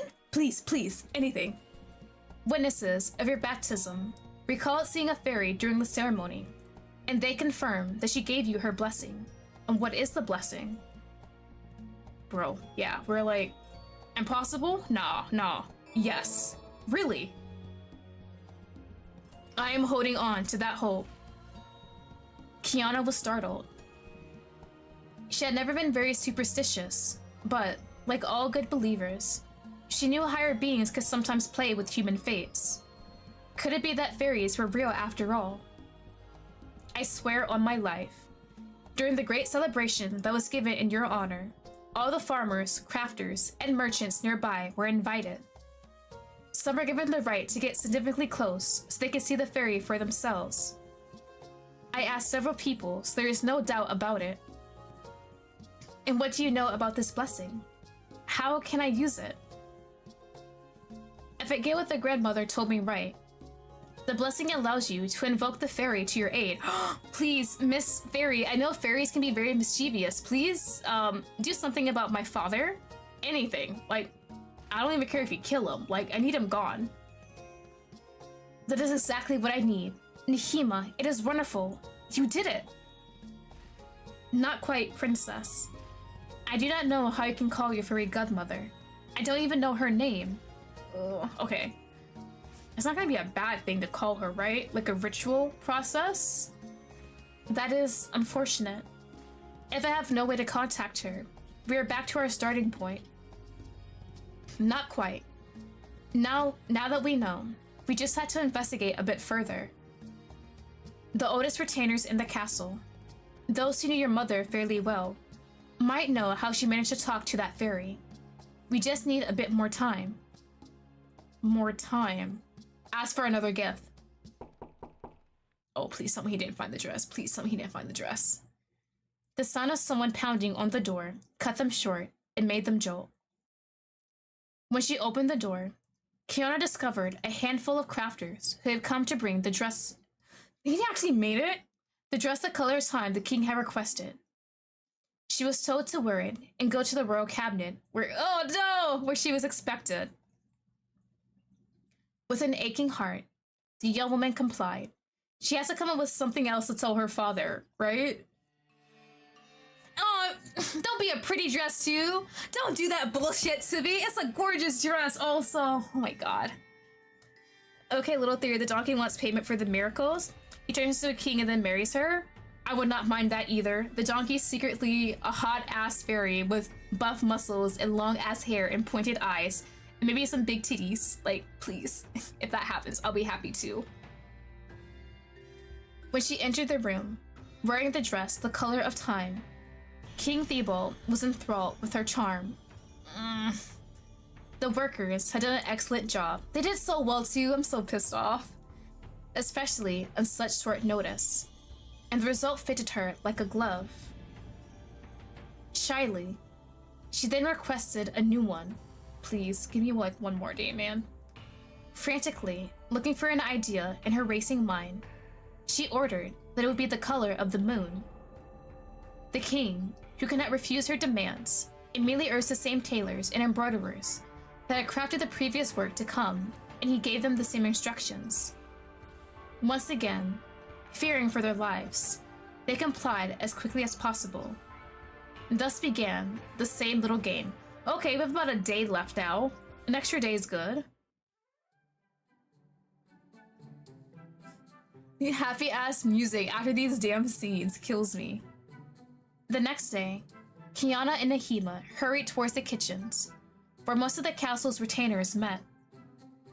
Looking for clues, the two young women were determined to make the most of the time they were given. It had been so long since the last time I came here. This place is as restless as it is in my memories. It was hard not to agree with the heiress. The kitchens were always thronged with people, no matter the time of day. Servants were hurriedly going in and out in the great wall of plates and utensils, with a sweet scent was in the air. The cooks gathered around the table and chatted in general cacophony while making the kingly meal. If the kitchens were incommodious to you, princess, you can go back to your quarters to rest. It should be all right, Nahima. We are here to investigate. I do not intend to fall at the first hurdle. Very well. Let us question the group I see over there. They seem to have the gift of the gab.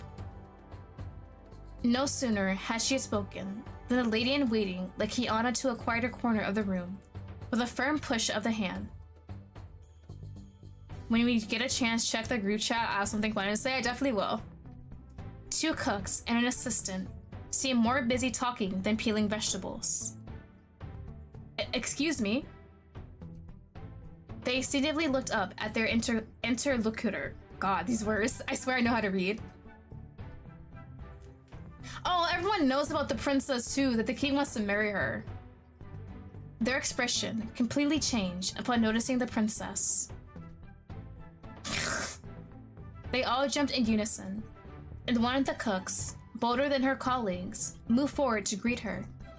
Your Majesty, it is an honor to see you among us today. May I help you with anything? Would you like to know what we are cooking for tonight's meal? Unless... you're here to learn details about the preparations for your wedding ceremony. Oh, bro, they know the father's gonna marry her, and they're all like, oh, we still need our paycheck, though, so I'm just gonna come in and just do my shifts. Well, actually, The other cook cleared her throat and elbowed her neighbor. Definitely, a wondrous event, right? Wondrous indeed. He answered with the same awkward tone. Absolutely, Melisande. We're all proud of our princess. The retainers were so profusely complimenting her out of courtesy that the princess could not speak as she wanted. She still made a second attempt. To return to the reason of my presence, I would like to... Would you like me to guide you through the kitchens so that you can admire our work? Nahima came closer to Kiana and discreetly whispered to her. Princess, I'm afraid that the retainers will refuse to speak in your presence. They're too scared of displeasing you. I suggest that you play along and follow Eleanor while pretending to inspect the kitchens. Meanwhile, I will question the Adolf and Miss Melisande, who seem more flippant. Okay. I feel like Nahima has a better idea of how to navigate these kitchens, so we're just gonna trust her. I suppose we cannot help it. I will content myself with being the diversion. Be my eyes and ears, Nahima. I am counting on you. Thank you, Princess. I'll be worthy of your trust. Have no fear. The heiress used a slightly more commanding tone. Very well. Let us go, Eleanor. Show me what you are doing. Right away, Your Majesty. The serious servant took her role to heart and dragged Kiana a bit further away to the other two retainers' relief. I thought my heart was going to burst. Tell me about it. Coming here unannounced should not be allowed. They turned to Nahima with a derisive look. So, what about following Her Majesty all the time? Not too hard? One wrong word and it's to the dungeon for you. I would not feel at ease if I were you. She's not that bad. Did they all think she was a horrible person? You get used to it. Tell me. You seem to know quite a lot, and as it happens, I need some information. A jeering rictus crossed Adolf's face. Tell us. We will see what we can do for you. Have you heard this rumor, saying that a fairy had been invited to the princess's baptism? The two servants stare, knowing looks at each other, giggle. What? Do you guys not believe it? Do you have info? It's a yes or no question. For sure, for sure. Melisande added very seriously. We even saw the fairy. Is it true? Could you tell me how to make her appear? I would like to meet her. We cannot tell you that. Why? Information such as this needs to be handled very carefully. We have to be sure you are sincere. By doing us a favor first, for instance. I have lost my purse. If you bring it back to me, I will tell you what I know. And how am I supposed to find it? They're making fun of her? I feel like it. Cap? It is Cap, honestly. I feel like they're definitely lying. Like they heard about the rumor and they're just pulling her leg at this point. I have left it in the library, on one of the desks. May I know what its contents are, so I can be sure it's yours? No way. This is a private matter. Retrieve it, or I will not tell you anything. Oh, we can look. Okay, we can investigate. So if I come back with your purse, and you're lying to me, and I just toss that shit in the fire, that'll be fine, right? Even if it is arduous to guess what is being stewed over the fire, the delicious odor that is coming from the pans put a stop to any thought. We have to look at everything now, just to be sure. Fruits? Anything suspicious here? The retainers are working on a wooden table, covered with victuals, each one more mouth-watering than the last. Alright. So this gonna say look for it, aren't we? So we can move, right? Ooh! So kitchen, the hallway. Oh, it's the different rooms and stuff. Okay. Okay, so we're in the kitchen. That is the main hallway. That is the cabinet. That's where the king is. It's another hallway. That's the bedroom. Where is the oh, there's the library. Okay. So here, so we just gotta watch the library. Okay, let's just go ahead. I love the little hand sitting there pointing. Would investigating give me anything? Like, if I just check out a book, would it randomly help me? As she was glancing at the well-stocked bookcase, the retainer could not help but wonder if any of these books was useful to someone. Me? Please? Mercy? Please, help me. Please, something good. Nahima had always been surprised by how flimsily the books were put in order. It exemplified all too well how neglected the library was. Oh god, they give nothing. Alright, is the purse there?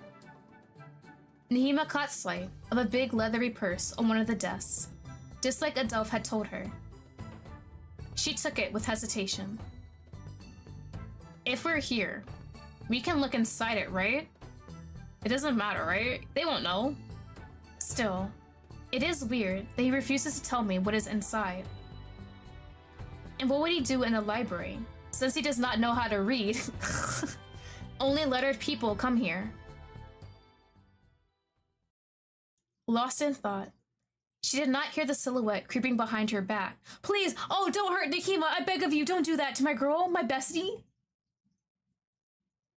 May I know what you're doing with my purse? It wasn't even his damn purse! This fuck-ass liar. Surprise. Nahima jolted and turned back towards her interlocutor. It was a young cleric she had never seen before. Oh, she's not going to frame. She might be framed. They didn't even know how to read? True, this is like medieval times, so only like the royalty and like nobles really know. Servants don't really need to learn how to read. You really cannot take it. I need its contents. How can I know it's yours? Open it. I have nothing to hide. There is a reed pen and a clay tablet inside. This is the last register about the distribution of the king's soul. I was looking for my equipment so I can transcribe it on the general register in paper format. Glancing inside the purse, Nahima had to admit the young copyist was correct. I'm so sorry. 2 kitchen servants told me they had lost their purse here, and that I had to retrieve it for them. Ah, Adelph and Melisande, I bet. It is nothing, so they've done this before. He sat in front of a desk, shrugging with an apathetic look. My name is Constantine. Some of the servants have taken a dislike to me since I come here. They keep playing pranks and making fun of me. I'm used to it now. The lady in waiting cannot help but give a faint, sad smile. I shall let them know what I think of such behavior. That is nice of you. Well then, I have to work on my register. Have an excellent day. So we're gonna go back to the kitchen and cuss these guys out, right? There is no point. Do you have anything else to say? See me person work for any further. Yeah, okay. Well, there's nothing else here. So if I go back to these damn kitchens and I tell these assholes what happened. Hey, you assholes! She came back to the Delph in Melisande, livid. You got me there, you damn rascals! Are you not ashamed of disturbing Constantine's work? The poor soul never asked for this. The two retainers giggled even more. Oh, it was just a prank. Nothing to get angry over. That's true. Besides, he deserves it with a face like his. Being so serious all the time. You guys hate him because he takes his job seriously? What? Stop this mockery at once. Are you gonna tell me what you know, yes or no? They knew nothing, did they? Their looks became irritated. We know nothing of the princess's baptism. We hadn't even been born at the time. If you really wish to meet the fairy that much, go see Bartholomew, one of the king's advisors. He should know something. Oh, I much prefer that. Okay, girl, we can leave. This all proved to be fruitless and stupid. After making eye contact with Kiana, who was ending her tour with Eleanor, the young servant called the princess over to follow her. She complied at once, too glad to escape. The two of them rushed towards the royal cabinet, where the counselors would regularly gather. Yeah, we're leaving. I do not want to talk to these guys. Where is it? Right here. Hey, buddy, please have info.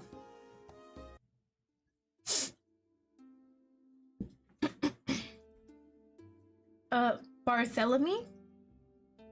In the flesh. I'm surprised to see you here, princess. It's been quite some time since I last saw you. Yeah, it has been, huh? Mm-hmm.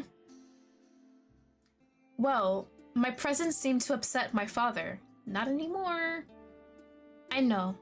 Nevertheless, you have grown up so fast. It is a pity not to see you assume the throne in a more conventional manner. A hint of sadness appeared on the old man's face.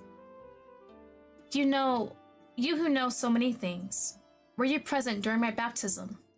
It is said a fairy was there.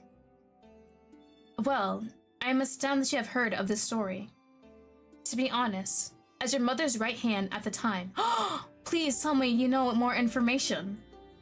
I was invited as a guest of honor. No, you weren't there? Bro, you're my only hope. Unfortunately, I fell sick after getting back drenched from an important journey a few days prior. To that extent that I was far too ill to attend the festivities. The princess looked so disappointed, she could not hide it. However, if you really want to know more, I would advise you find John, one of the laundry women.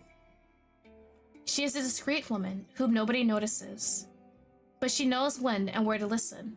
She is aware of almost everything happening in the castle. She must have an acquaintance who could inform you. I will ask her. Thank you, Bartholomew.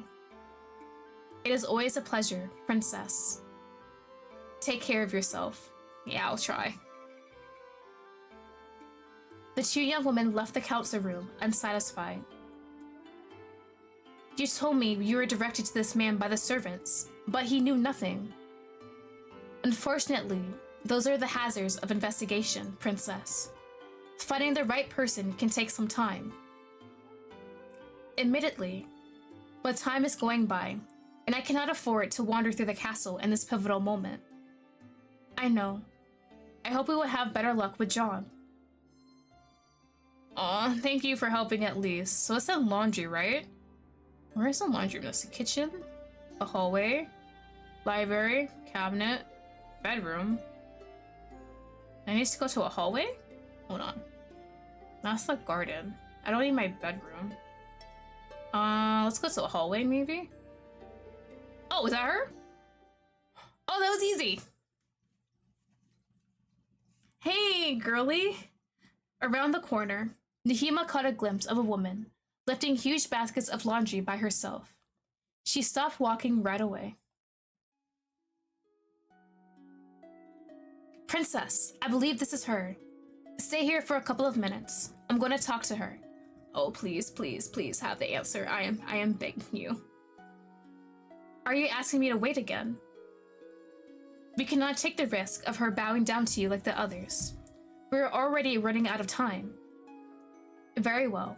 I am not moving an inch from here. The lady in waiting rushed toward the chase. Oh, please, please have something. Please, please, I'm begging you. Excuse me, are you John? That's me. I have heard a rumor, according to which a fairy was present during the princess's baptism, and I was told you could tell me more about it. Distracted by Nahima's pretty ass dress, like the pearls all the way to the floor are gorgeous. Damn, I did hear talk of a fairy story. The woman suddenly seemed to change her mind. I'm not being tricked or something like that, yes? What are you afraid of? She pranced about with an awkward look. The thing is, my colleague, Clotilde, isn't around here today, and I don't know why at all. She must have met a boy and ran away with them, but she could come back too. Damn, I don't know if she'll come back. I'm damn worried about her. Get straight to the point. Since I don't know if Clotilde is gonna come back or not, I'm replacing her so that no one finds out she's vanished. Are you asking me to do your work for you? But there's way too much work for me alone. If you can help big old me to light the candles tonight, it'd go faster. It'd be bad to mess the job up. I promise to help you. Best favor you. Thanks, gal. I do what I say. I'm gonna bring you to Old Victory.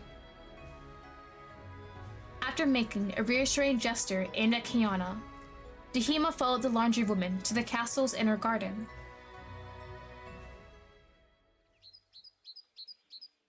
Dude, I need Nahima's fit, right? It looks so good on her figure, too.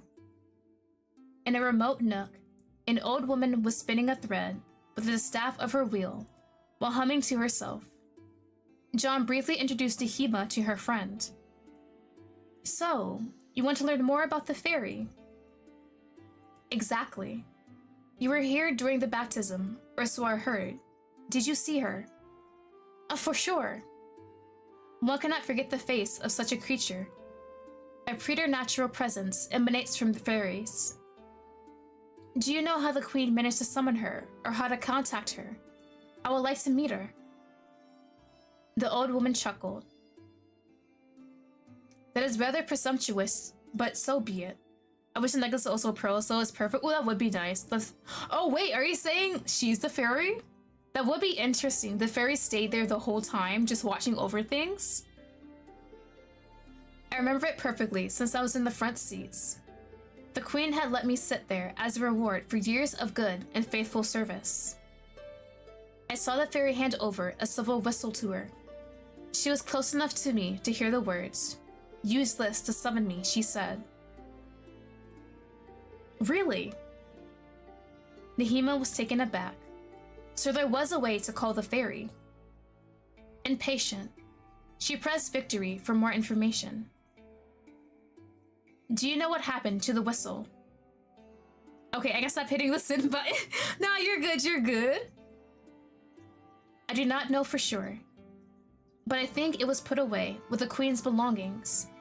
Nobody must have touched it since her death, so it should still be in this use wing of the castle. I was wondering where all the queen's things were, because surely if we figure out how to summon the fairy, it will be in the queen's stuff, like a diary or something. I gather you cannot be more precise than that. Unfortunately, no, young lady. You should already be glad that I was able to help you. Nobody here remembers the fairy anymore, and you're the only one. Incidentally, tell me if you see her. I would be curious to know what she's doing nowadays. It'd be so funny if we find the whistle, blow it, and she pops up. I will. Okay, so we already know. It's supposed to be in the old wing, so it'll be like this area. Hey girl, so we know. We have some info. The servant came back to the heiress to tell her about her discoveries.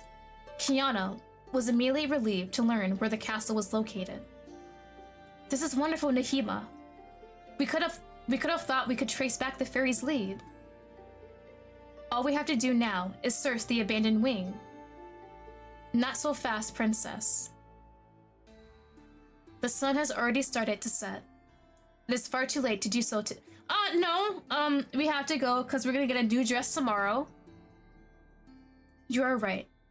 And we would not see a thing without light anyway. My only hope is that my toilet is not ready yet. There is only one way to find out. Go back to your quarters, princess. As for me, I've promised John to help her.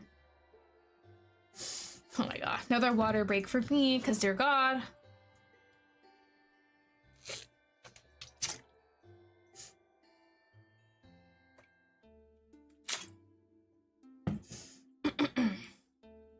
There's a magic whistle.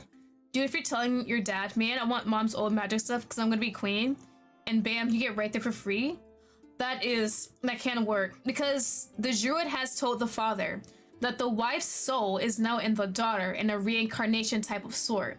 So she could play up that fact if she knew about it. The two young women parted ways for the evening. Sadly, the workers were even quicker than the day before, and the dress the color of the moon was brought to her without delay, along with the same order as before. Oh, that's pretty too! Stop it! Oh! You're killing me. Not fun. Yep, we're gonna have to do it again, honestly. Okay. Wearing the new toilet, she went to the royal cabinet, as distraught as in previous times. She's so pretty, though. The rich dress was as splendid as the knightly celestial body, making the young princess look even more sublime. The workers being quick are going to hell, but like the workers are being threatened by the father. He told them the first time, if you do not make this dress, I am killing all of you guys. You all will be hung. So like there's self-preservation on their side. It sucks they're doing the dresses so quickly, but it's understandable. They don't want to die at this point. Oh my god, it's killing me. Why is she also getting this type of stress and then the libido to her? They did talk about Eastern China, so I'm assuming all of these tailors have, what's the word? Experience in doing like different type of styles from different areas. In her confusion, she then asked for a dress as bright as the sun, and the king accepted. If she swore she would have enough dresses until the wedding, so we only have one more day. And so, the little game continued. Please, okay. Okay, let's go to the castle. When the first rays of the sun hit Kiana's numb eyelids, she already knew that day would be laborious, but she could not imagine what the next one would look like yet. Hidden wing! With one mind, Nahima and Kiana had set to explore the derelict wing of the castle, where the queen's cabinet still was. The magic whistle would most certainly be in the affairs of the deceased. Just this once, the servant was looking quiet, almost impassive. How should we proceed, princess? There is a lot of ground to cover, and there are only two of us. I mean, just start wherever we see stuff and just look through everything. If it's a silver whistle, it should be easy to spot. I feel like something like that would be like in a chest or like a little decorative box to keep it like protected. Is something wrong, Nahima? You seem nervous. Well, the king made it very clear he would not give you any more clothes. Our plan until now was to stall for as much time as possible. I'm afraid we no longer have room to maneuver. If we do not find the whistle today, we will have failed. It depends on how quickly the king wants to marry her. If he says the wedding is like a week from now, that still give us at least a week of time to prepare before like bad stuff even happens more. Do not worry about me. We will find a solution, right? It does not sound like you to be pessimistic, Nahima. The lady-in-waiting nervously rubbed her ear, blushing. You are right, princess. It is my duty to always keep your morale up. I cannot lose heart now. Much better. Operation Whistle, begin. This shouldn't be hard to look through stuff. Kiana and Nahima enter the first dusty room. Oh, the first one? Never mind. Now I really gotta look. Would it be? Is it that obvious? Oh, it's the music box, damn it. A wooden music box. When someone opens it, a soft melody is played. Well, that doesn't work. So... that? An ebony statue depicting a woman, symbol of fecundity. Oh, pretend I said that word properly. Probably a souvenir the queen kept of Africa, which she had always wanted to visit. I have flashbacks of going to families' homes and seeing this type of statue in their houses. Like, all of my aunties had this type of statue, like either in their living room or their den, just sitting there proudly. It's more like localized time travel, kinda. Forget the king or the donkey. I need the fairy to lock him and make Nahima her wife. Honestly, if she just gets with Nahima, I do not mind. Alright. Wait, the fairy's a love interest? I didn't see that one. Okay, hold on. I might like this a bit more. More vases and porcelain of China. The queen's personal collection must be worth a fortune. A good thing to know should the country have financial trouble. Is there nothing in this room? Like, where would she hide it? An old yet magnificent gilded clock. Its hands do not move. It's almost as if the flow of time itself has been frozen since the tragedy. If only it would stop. Nothing in these? Nope, it's just faces. It said the deceased queen loved to collect items from all around the world, and she had planned to build a place where her citizens could admire them. Oh, like a museum! Unfortunately, that project never came to fruition. The mirror, something? A vast mirror that covers most of the wall. The items the queen was especially fond of are exposed on the piece of furniture below. So, there is something in here. Okay. Yeah. Wait, hold on. I'm making sure. Yeah, that. Yeah, there's nothing here. Like, I can't click anything else. Yeah. I think that is all for this cabinet, princess. I do not see any nook that could have escaped our attention. Let us move on to the next room. We will eventually find what interests us, I swear. Alright. There's like another box here. Like, are these boxes just to give my hopes up? The young woman restlessly continued exploring. The second room was filled with all kinds of paintings, and there's that damn harp. Oh my god. So the father really did start up harp lessons for the daughter so she'd be even more like her mother. That makes me sick. I can't even click on that. What do you mean? Is it under the cushions? Like in between? A couch accompanied by goose feather cushions. It appears to still be in good condition and looks especially comfortable. Not there. Wait, is that like a painting or a tear in it? While admiring the canvas representing her baptism, Kiana could not help but feel a twinge of sorrow. All the guests look so happy.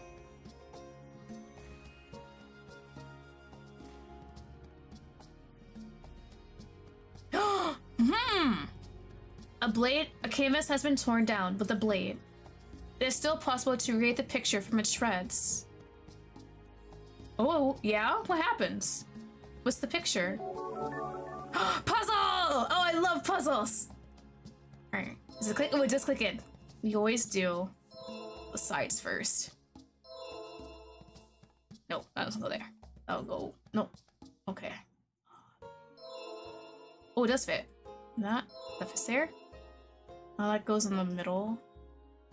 That's there. That goes here.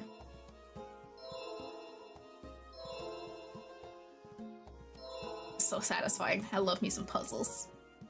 I'll probably go somewhere in the middle. Oh, I just randomly got it. Oh, that'll go here. It's there.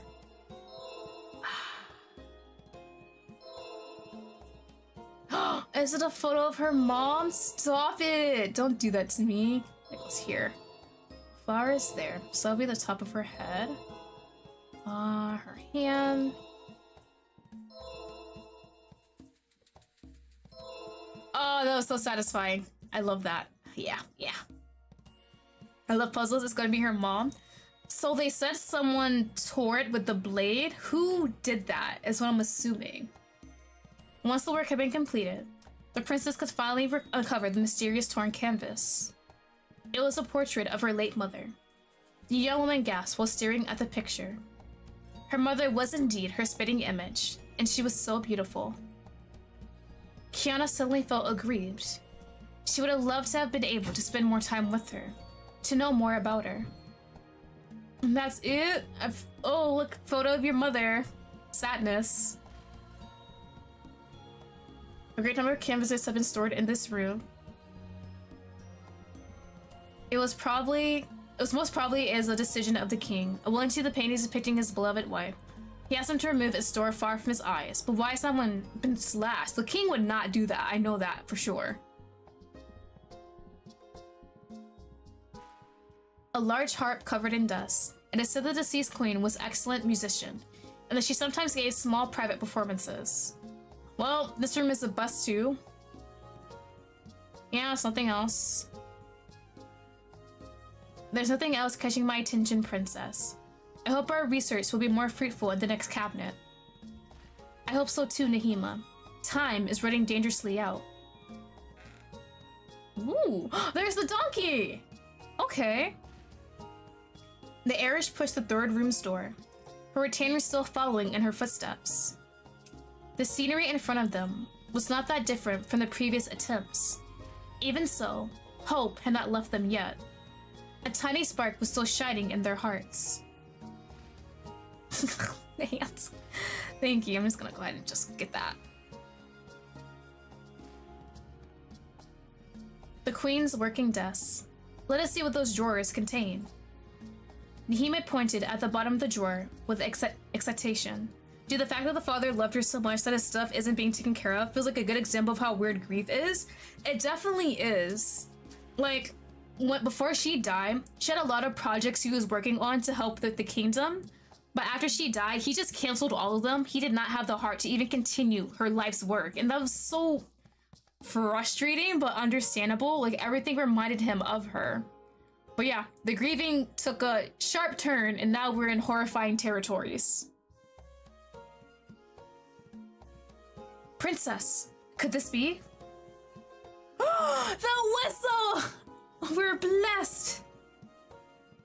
There is only one way to find out. We have to use it. With a pounding heart, the heiress grasped the item and blew with all her might as she mentally prayed for the stratagem to work. A heavy silence followed the sound of the whistle. Oh! It works! Oh my god, it was immediate! Oh bless! Oh my god, thank you, thank you, thank you! I'm so glad fairies are real. All of a sudden, a burst of wind rising out of nowhere entered the room as purple reflection shaded the walls. A gleaming orb appeared before the two stunned girls. As they were waiting, shivering, a powerful voice echoed through the cabinet. Ooh! Ooh! Wait a minute, I like your look. Hello? Who is calling me? Who dares to interrupt my sleep? Fearful, Nehima hid behind the princess, not daring to look away from the apparition. She had never seen a fairy before, and there was something awe-inspiring about the apparition. Kiana was not confident either, but she felt she had to speak. Did the fact that the father loved her hold on. In a specific example feels so annoying? I think it's because it's affecting so many people and he has all the resources in the world. That is true. Like, the council and all the nobles were right there next to him. Like, hey, we can take over some of the stuff until your grieving is done. But he refused every single help given to him until the druid came and said, hey, you can just marry your daughter because she looks exactly like your wife. That is your wife in your daughter's body. It sucks so bad. Like, he had all types of avenues to help them out and it just did not work. He refused every single time. Godmother? I am Princess Kiana. I have heard that my mother had requested for you to give me the fairy's blessing, and that I could ask for your assistance. Is this true? Princess Kiana. That name does ring a bell. You are well informed. The whistle you used to contact me is the proof. I am indeed your godmother. What can I do for you? Can you fix my father, or maybe take him out? Either way is fine. I just don't want to marry him. The two girls sighed with relief. The orb that was spinning in the middle of the room did not seem hostile. Although Kiana was not superstitious, she had to face the facts. Nehima was right all along. Fairies did exist. Regaining courage, the heiress raised her voice. The thing is, my father has gone mad. He claims that he is going to marry me, and I do not know what to do. What a curious story. And you hope to borrow my powers to get yourself out of this bad situation. That is right. Please help me, please help me. Do you know that her mother's dead? Can we put that into the conversation? I suppose.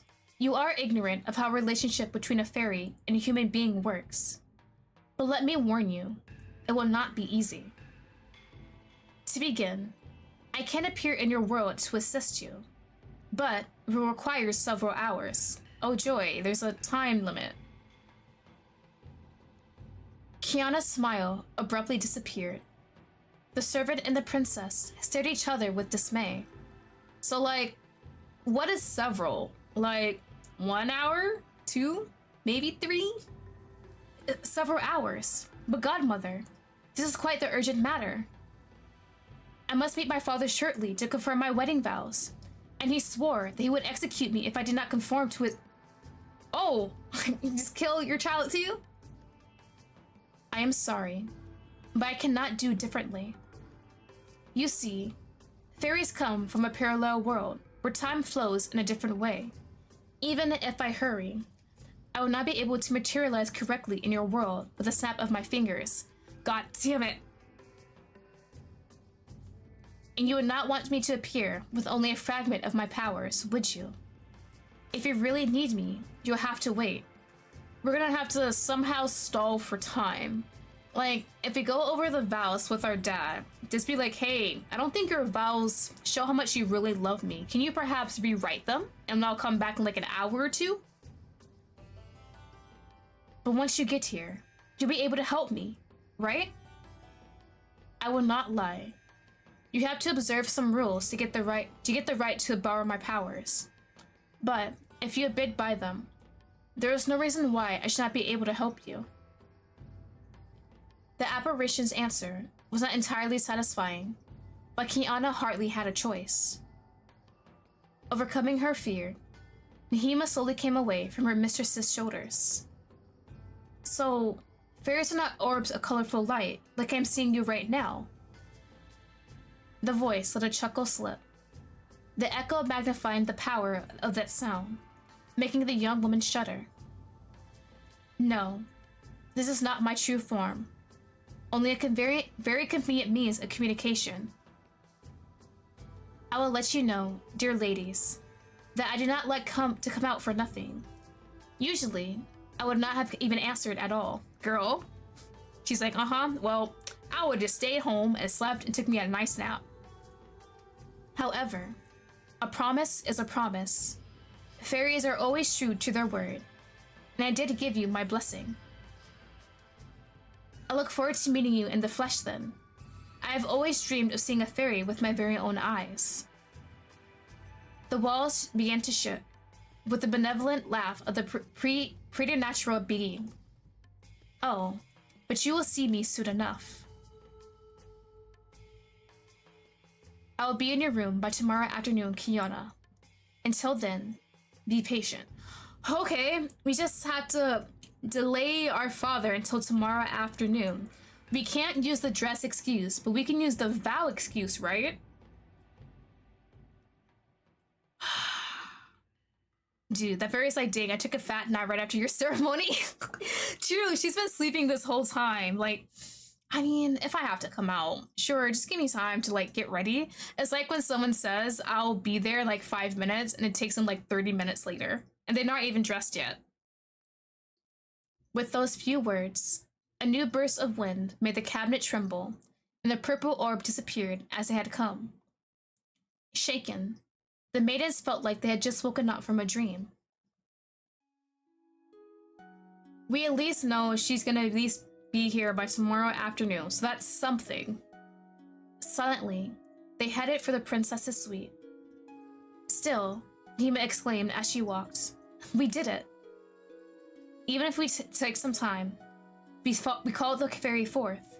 Soon, you'll be out of the woods, princess." I hope so. As they're about to enter the room, oh no, is the dress already ready? They noticed the tailors running towards them. After the previous ones, they had gotten ready to face a third one, and had done everything they could to work even faster. Not only did they call on all Domain's apprentices for help, but they also took the liberty of fetching many precious materials. And so, they're already bringing the dress of color, the color of the sun, worn out by those long nights of work, yet satisfied to finally see the end of this punishment. Yeah, can you please let the tailors go back home and just let them have a big, nice vacation? Kiana felt devastated.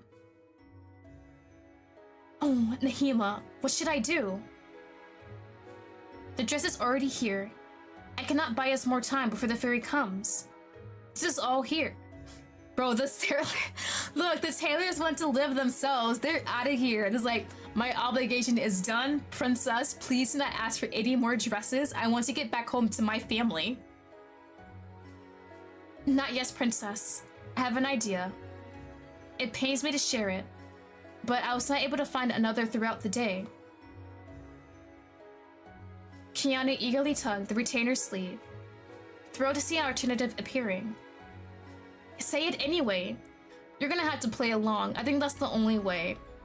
Play along until tomorrow afternoon. Tell your father that his gifts make you happy, and that you accept to marry him, on the condition that he brings you a token of love to ensure his sincerity. As for the marvelous donkey's hide, the one that guarantees the kingdom's prosperity. The donkey. But I cannot. That would be horrible. The poor animal didn't do anything wrong, and the country is headed for ruin if the donkey is not here to maintain our finances anymore. I know, princess. I am not very proud of my advice, but I do not see it any other way. If there is still an ounce of discernment left in your father, he will refuse, and you will be saved. And if he doesn't refuse? However, if he persists in his madness and decides to seal the fate of your people, then you should not have any scruple. Leave this wretched place. You're not supposed to serve my father. If I find a way to escape to another kingdom, you will be stuck here. I mean, she can leave too. Surely they wouldn't go after her, right? That is a possibility I am ready to face. My loyalty lies with you, princess, even if it serves me badly. The same applies to the common good. I put you above anything else. Oh, Nahima. But I would feel so guilty. It would surely be the road to ruin. You must do it, princess. This is our last chance to buy some time. How about we ask for something else? If we ask for just arbitrarily something that shows how sincere his love is, would he actually spend a lot of time finding something? Or would he just have something on hand like, oh, I have the perfect thing, and that's it? Kiana sighed. She could not back away. Not so close to her goal. Oh, the dress is nice too! Stop it! As in previous days, the heiress wore the clothes and went to her father. She dazzled the king upon entering. Never before had there been something as exquisite, and never had the princess looked as radiant. Satisfied to see his daughter so stunning. Like, if you see your daughter pretty, you compliment her, you don't marry her. He was delighted with the mere thought of celebrating their wedded bliss. And he could not, oh god, no, get me out of here. And he cannot hide his pleasure. Any scene with this man makes me so disgusted. Are you content with your dresses? They're pretty, but... Yes, father. They're also magnificent. Very good. Was that your last request? Or do you have another wish before our wedding? Well, all those dresses are beautiful, and I am set to espouse you. However, I would like to make sure of your feelings towards me. The monarch furrowed his brows. I am ready for anything, if it means convincing you, my daughter. As a token of your love, I would like the skin of the old donkey, which is getting so bored in your stables. Are you gonna do it? King Theobald, having lost his ability to see reason long ago, had no remorse sacrificing the treasure of the country. Oh no, he said yes so quickly! And granted the dumbstruck girl's request. He added that the animal would be killed right away, and that she only needed to wait until the next afternoon, and that the skin should be prepared and partly dried. Oh my god. Oh no. Oh no. He's still calling her her daughter? Yeah, when he was like, my daughter, you will marry me, that was even sickening. He still calls her his daughter. Like, is he gonna do that at the wedding? My daughter, here are my vows to you. Ew. But yeah, he is long gone. He is gonna kill the one thing that's keeping this kingdom prosperous. Please, get me out of here. End the demo! No, end it, get me out of here. Thus, the princess spent her longest and most eventful night yet. She kept waking up, drenched in sweat, imagining the dead animal at her feet, its entrails on her skin. In the darkness of her room, she feverishly prayed with all of her heart that the fairy would manage to save her. May God grant her that wish. She did not know yet that the day to come would be the longest and most nightmarish one of all her existence. Please, give me peace. Give me peace. Give me peace! Give me peace! Give me peace! Oh my god, oh my god. Nahima confined the princess to bed all morning so she could rest and regain some strength, as she had been weakened by the delirium of that endless night. When the time to meet the fairy came, Kiana was already feeling a bit better, but she was still at her window, dumbfounded. What are you thinking about, love? I do not know. All my thoughts are getting tangled up. I am not even sure I can distinguish between what is right and wrong anymore. The heiress turned around, assuming she had glimpsed Nahima, but there was nobody in the room. Is it the fairy? Please, fairy godmother, help me. Last day? Oh, thank God, yo, our trauma is almost over. She immediately stood up with a scared look on her face. Who was talking? Do not be afraid, my love. I was just confirming that the coast was clear. The fairy in the flesh? Ma'am. Ooh, look at her! With those mysterious words, a familiar gust of wind entered the princess's cabinet and took the shape of a colorful whirlwind, revealing a human silhouette. Godmother, is that you? Yes, my child. Are you surprised? Were you expecting someone else? A strange creature had just appeared before Kiana's wide-open eyes. The stranger did look human, yet she also seemed devoured by leaves and lilians like a nymph. Her piercing gaze and her shredded, almost grim garb made her look more like a witch than a fairy. Meow, Mew! Mew, no! Down, Mew, down! The princess did not dare to tell the one she had invoked that she was scared of her, but she was not a bit to hide her turmoil either.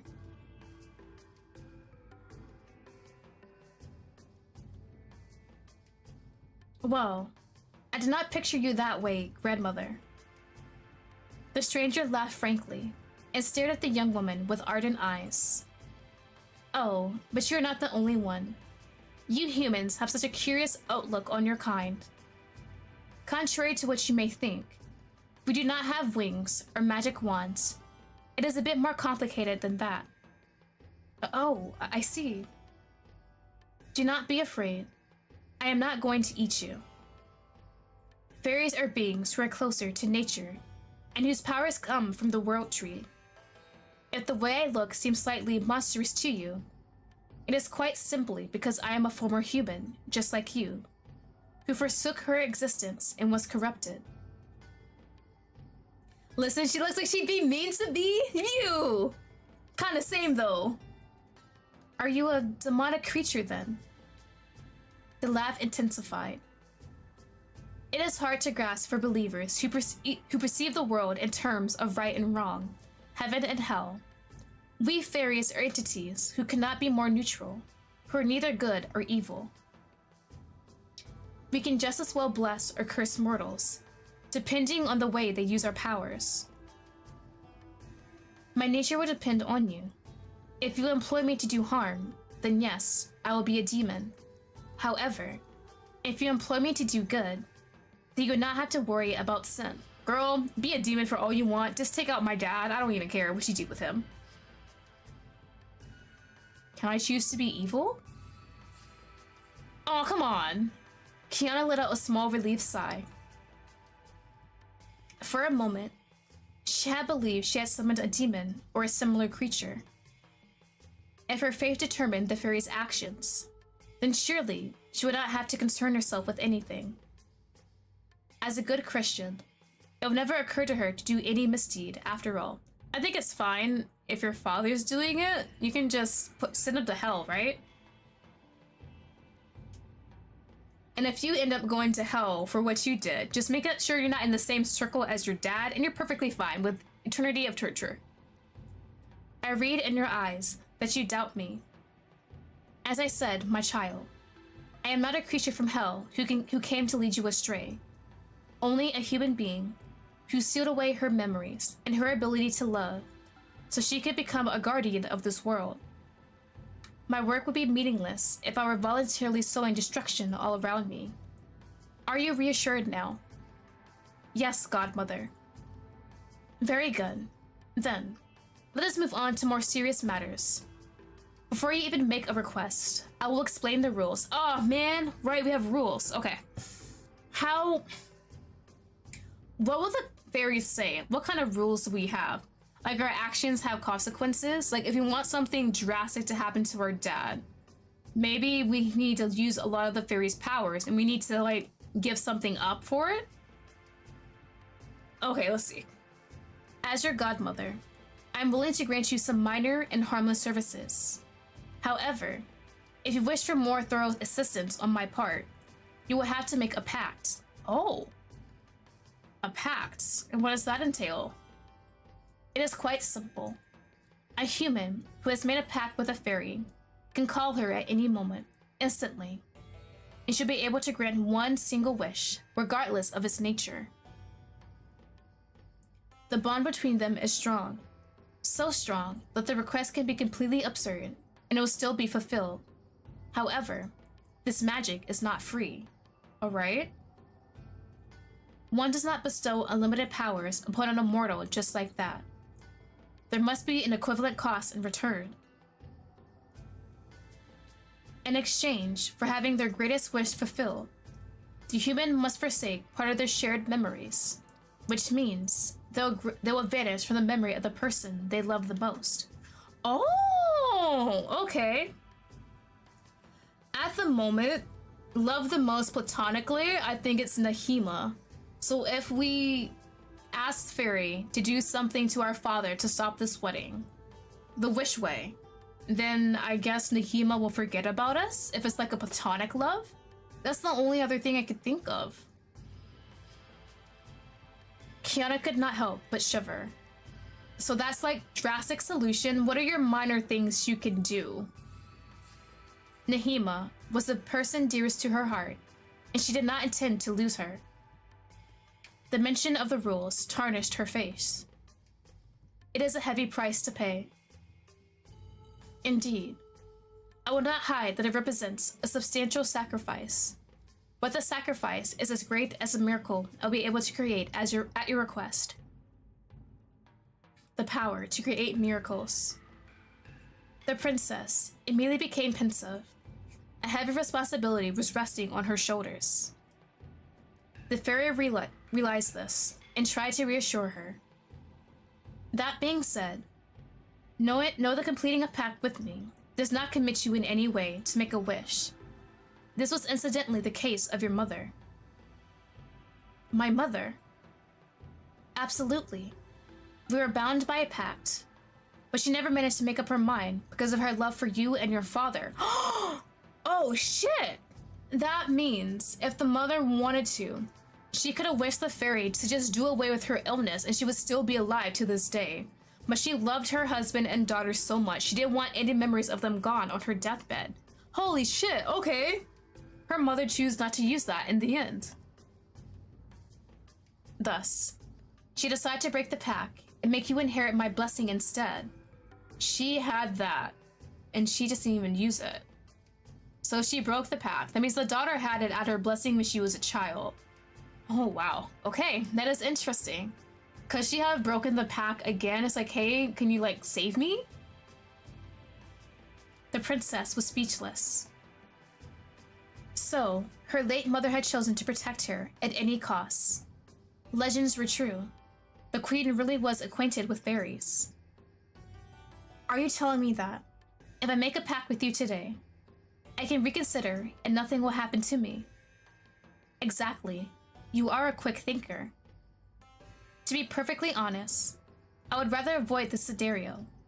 As long as a pact is valid, I am forced to stay in your world, so that I can answer your call at all times. If you do not intend to use my powers, it is a waste of time for both of us, and I'd rather get back to sleep in the World Tree. I will nevertheless heed your choice. So, we do not have to make this pact for you to help me. Yes and no.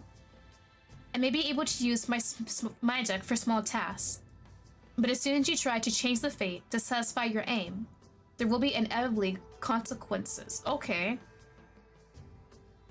So it would be different. Like small tasks, I wonder what that entails. I'm assuming it's not something that messes with the father's mind, right? That would change fate. So we had to find a way to somehow fix this. It would be wiser to sign a pact in advance, to have your wish at hand should you be in trouble. Are you implying that your magic could be dangerous? I mean, if she wanted? The fairy's done. She's like, girl, make up your mind. Do you want these powers or not? The fairy rolled her eyes, irritated. Like I have told you many times, I am neutral. My magic is not inherited dangerously. However, it could turn against you without a warning, depending on how you use it. For instance, let us say that you ask me to kill your father. What if I want you to, though? Neighbor lords could get wind of it, and would decide it would be the perfect time to launch an attack on your lands. Attack on our lands, or marry our father. Now, which choice would I want most? I wouldn't mind just marrying off to someone else. The dad needs to go. So if we asked you to fix the father's mental state, would that help? Or put him in a coma until he dies? At least with the coma, he's not dead? And there technically is like hope, so neighboring kingdoms won't attack just yet. I would not have deliberately initiated a war, but war will stem from the murder and perpetrated at your request. I mean, it should be fine. Oh lord, look at this art. Yes, the art is very gorgeous. That would be a criminal action, incidentally. But I never object to the requests I get. Should they be immoral or foul? I am not here to judge. Can you judge our father? Anyway, if an army ever happens to storm into the castle, and you are taken hostage and threatened to be put to death, you will be glad to have a chance to ask me to release you, or undo your wrongdoing. I understand now, Godmother. I am not sure I know what to do. Let's tell her what's going on in the situation first. The fairy looked touched for an instant. She seemed to be gazing through her, as if she were seeing someone else. Her mother, maybe? I guess there's nothing we can do about it. If I have to give you one piece of advice, it will be this one. Close your eyes, and honestly tell me in what you believe the most. Was it the strength that you could get out of a difficult situation? Ooh. This is definitely going to... Would I click it? There we go. I believe in magic. I do not know. I believe in myself. Can she get herself out of the situation? Can she somehow manipulate things her way? Yes. But the magic might help. Do I believe in myself, or do I believe in my magic? Magic is a quick fix. If I believe in myself, things might be delayed. Let's do believe in myself. Let's not use magic this go. You can't see it, but like a little twig popped up on the side here. I think that my willpower can make a difference. If I believe in my abilities, I can move mountains. Magic is only a trigger to push me into outdoing myself. The creature seemed genuinely surprised by that answer. Indeed, magic only serves as a supplement to your inner strength. Your strength is the source of magic even. The stronger your mind is, the more powerful your magic will be. I did not think you would have already understood this. You're very mature for a mortal so young. You have potential. I like that. Thank you, Godmother. May I take some time to further ponder the matter? Of course. I will come back tonight, and you will give me your answer then. In the meantime, be strong. I sense black clouds above you, my child.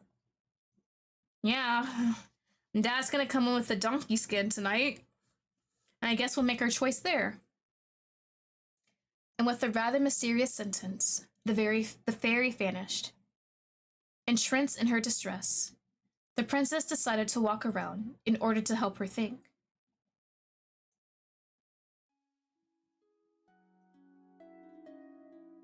Wandering through the corridors like a lost soul, she noticed that all the retainers were busy preparing for the imminent wedding. Can we delay it, please? Passing near the kitchens, she overheard scraps of conversation between some of them. I heard that the king has no money left. Yes, the marvelous donkey has been slaughtered. They actually killed it! I know someone working at the stables who saw everything. That is appalling. How is the kingdom going to hold out? It was the only thing we had left. No idea. As far as I'm concerned, I'm thinking about leaving with my family. As a craftsman, I should be able to find work in another castle. Yep. With the stability of the kingdom just gone now, everyone's just gonna start leaving. There's no way they're gonna get paid. The donkeys, how they're all financially stable at this point. How lucky. I would like to do the same, but it's impossible. I have to stay here until the very end, since I am only a chambermaid. Aww.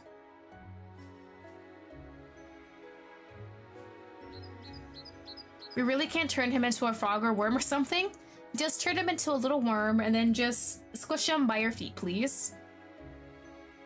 Kiana sneaked out before getting notice. Now is not the time to be congratulated by fake smiles.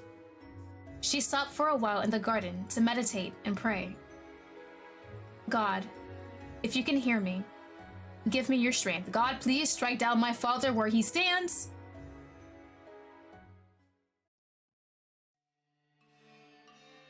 Are we at nighttime? Later that night, as the heiress was rereading the courtly novel she had borrowed from the library under the candle's light, a scratch at the door interrupted her daydreaming. Panicked, she blew the dim flames out and lay down in her bed, pretending to be asleep. Don't let that dad come in. Please don't do that. It's him! The scratching noise intensified. A few minutes later, the creaking of the panel being slid open revealed a silhouette. Ew, what was the scratching for?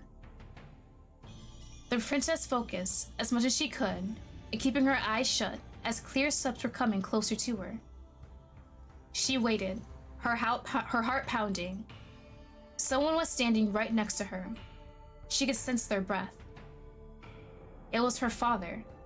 She was sure of it. Do not touch her. Do not touch her. After what seemed like an eternity, she could once again hear the steps. This time farther away in the corridor, after the door was closed. The princess carefully opened her eyes. The donkey skin was lying just in front of her. Ugh. Kiana could not hold back an exclamation of disgust. How dreadful! Poor thing! And yet, it is unlikely to bite you. Miss Fairy, please help me. What am I supposed to do now? The candles relit, as if by magic, while the fairy was making an entrance in her usual whirlwind. I see that the king provided the hide of the donkey you had asked for. So you know. My child, I know almost everything. Such is the benefit of being a fairy. Do you have an answer to give me? Yes, madam. All things considered, I think I cannot make a wish under those conditions. I am not ready to lose the person I love the most, and I would not know what to wish for either way. I see. This is unfortunate, as it would have allowed me to get back to sleep sooner. But this probably is the wisest choice given your situation. Nonetheless, even if I can help you outside a wish, my powers would be incredibly reduced. Would you not want to make a pact as a precaution? I might as well make it. Go ahead and make it, please. Kiana put her hand under her chin in a pensive stance, then nodded. I accept. I hardly have a choice if I want to avoid that loathsome wedding anyway. Let this be a deal then. In that case, come closer and grab my hands. You must not let go of them during the whole summoning, understood? Yes, godmother. Perfect. Let us proceed. Wait! What is it, love? I don't even know your name. The fairy suddenly seemed moved and, at the same time, almost sorrowful, as if the question was bringing back painful memories. I am known as Medea. Are you satisfied now? Ooh, hold on. Let's show interest. Nice name, pretty. I heard that it was disrespectful to pronounce the name of a fairy. Is that true? Or may I call you by that name? The creature looked in the direction of the other side of the room, as if she was ill at ease. It is quite complicated.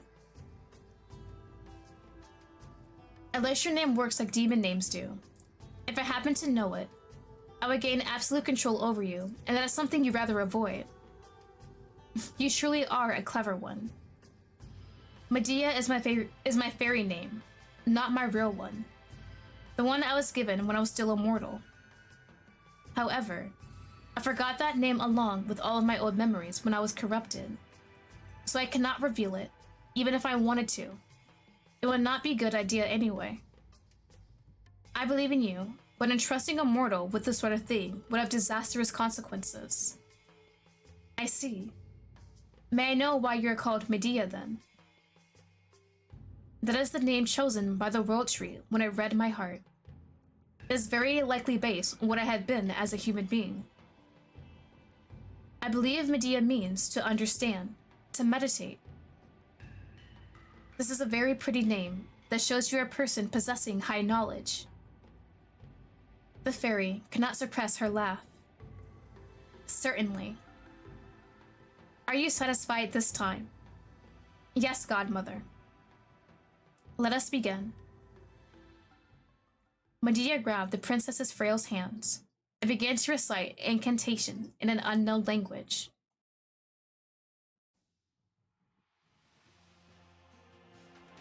A magic circle soon appeared on her back. Hold on, it's my cat.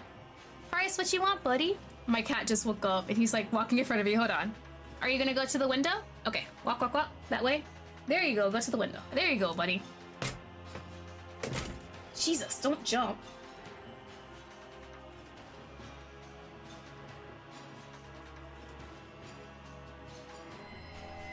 Memory fragment detected. As she was singing louder and louder, quicker and quicker, the various flames located in the room seemed to gain strength. Eyes closed, the fairy appeared to be in a trance. Kiana was scared by her exalted face. A strange feeling spread through her body as the distant beating of the drums came to her ears. Her sight started to become blurred. The heat was preventing her from thinking straight, and she already could not comprehend what was going on anymore.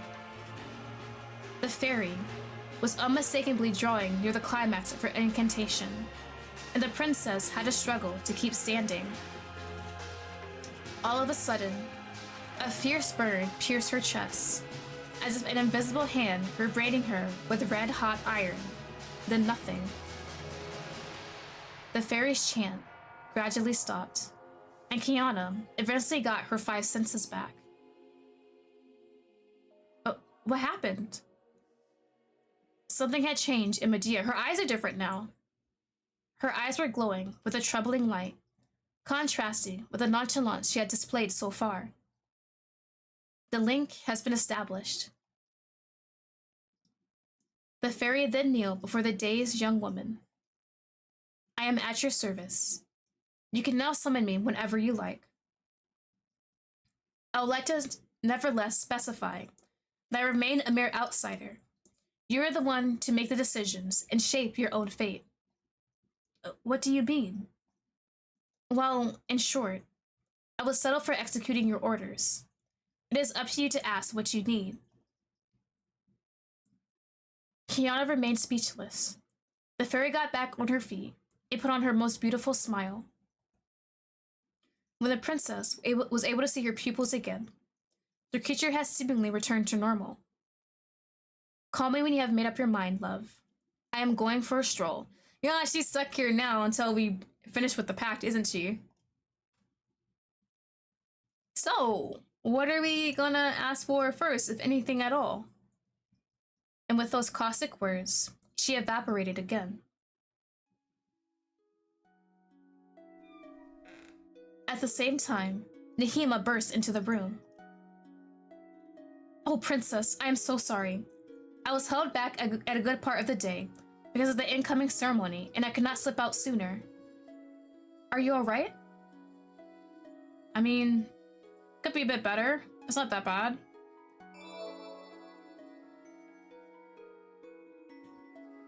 Oh, I'm embarrassed. You would have seen the fairy and your father since this morning. I guess you must have been shaken. But I am here now, and I will not leave your side. If I can help you in any way, just tell me. Thank you, Nahima. You're adorable. The young servant furtively put her hands on her cheeks to hide their rosiness. It is the least I can do. Nahima will always be by your side, no matter what happens, have no doubt. And you guys just kiss, please, and just get together and run away? And maybe have a farm with some cats? Maybe a cow and some chickens? The princess coughed, as a way to redirect the conversation. I was able to talk with my godmother. She agrees to help me, but only if I explain what I need. She told me that she would not allow herself to decide what to do in my place.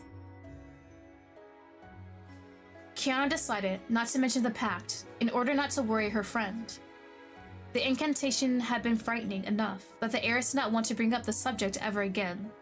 And let Mew be your third, damn Mew! Furthermore, she was feeling shameful and was refusing to confess to her religious friend that she'd been imprinted by a fairy's mark. That could not possibly be a good thing in the eyes of God. Oh, that's good news! Have you decided how you're going to escape from your father? Not yet, but I'm working on it. I'm going to sit in a corner of the room to avoid disturbing you. Give me a sign if you need me. The princess took the time to lay on the bed and watch her breathing so that she would be perfectly calm and lucid. The decision she was about to make was crucial, and she had no room for mistakes. However, her mind was empty, and she did not know how to escape from her father without him finding her. Kiana glanced around the room in the hope of finding an idea. Her eyes lit upon the donkey skin? That's where it is, right? Her eyes fell on the donkey skin that her father had placed on her bed.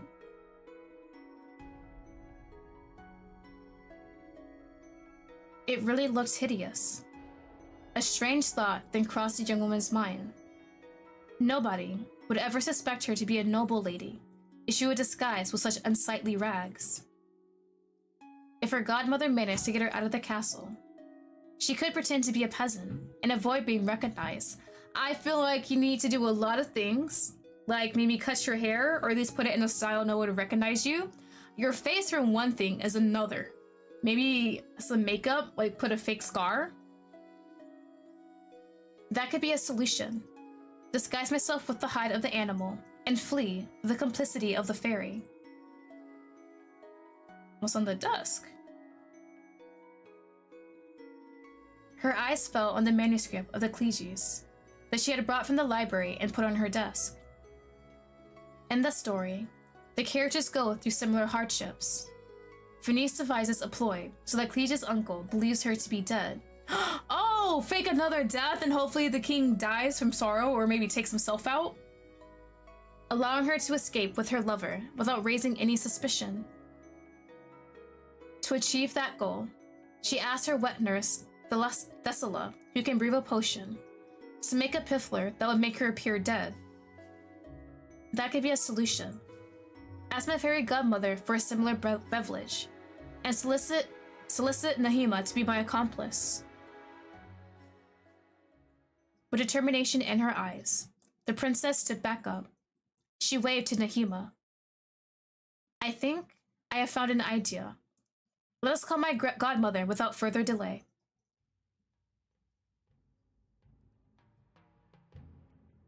I am already here.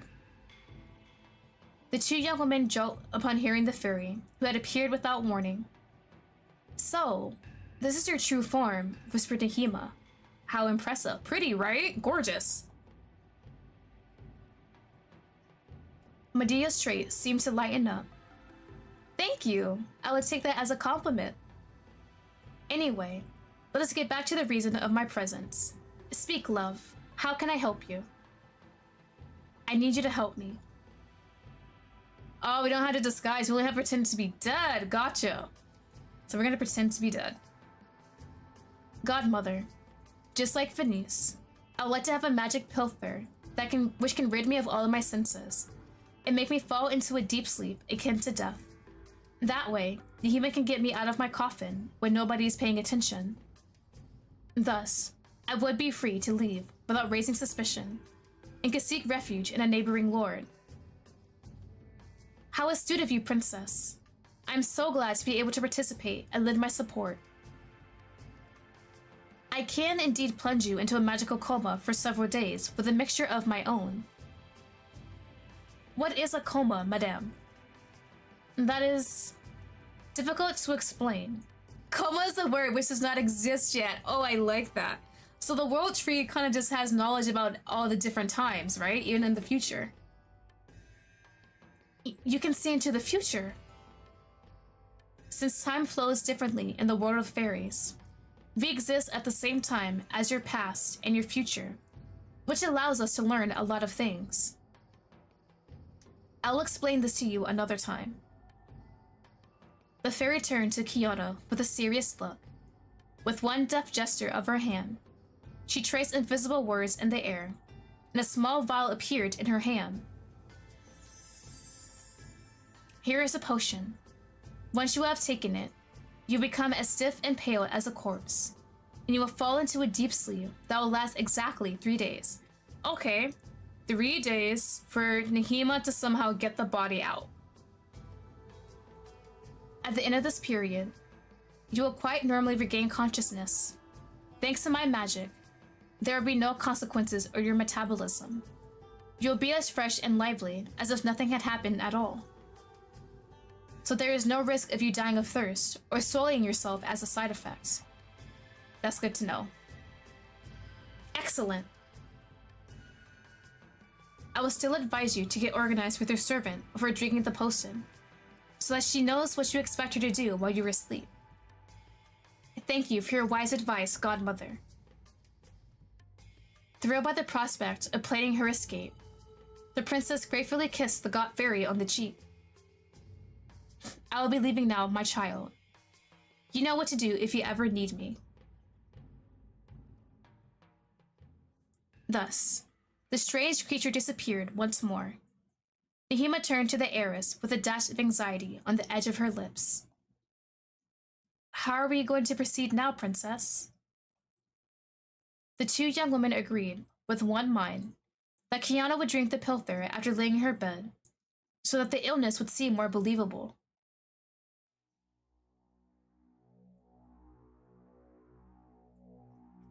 Nehema would then have to run through the castle and make as much noise as she could. She was all too pleased to do so, instead of running through all the corridors to scream her distress. Soon enough, the rumor of the princess's death spread everywhere. The king immediately called the best physicians while the retainers were gathering in the hall to whisper to each other. It is said everywhere that the heiress had been taken by the same mysterious illness which had claimed her mother. They had spent the day before her deathbed ridden, and that country was ooh, that's nice. Please, king, die. The ploy Kiana had devised seems to be working perfectly. Barely a few hours after talking with her servant for the last time, the physicians announced that she had passed away, and the whole kingdom was mourning her.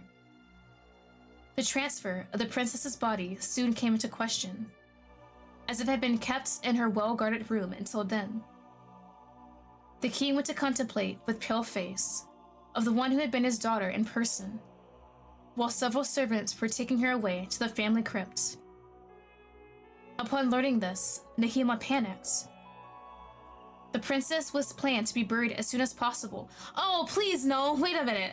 She's gonna have to unbury this girl so quickly. Because the king had forbidden all ceremonies in her honor, except the last rites. She therefore did not have much left time as she hoped to extract Kiana. The latter was now resting in an open coffin in the castle's crypt. The lady in waiting immediately wanted to go to the site, as visits were allowed. under the supervision of two husky men who were guarding the room night and day. Hey, that's the art!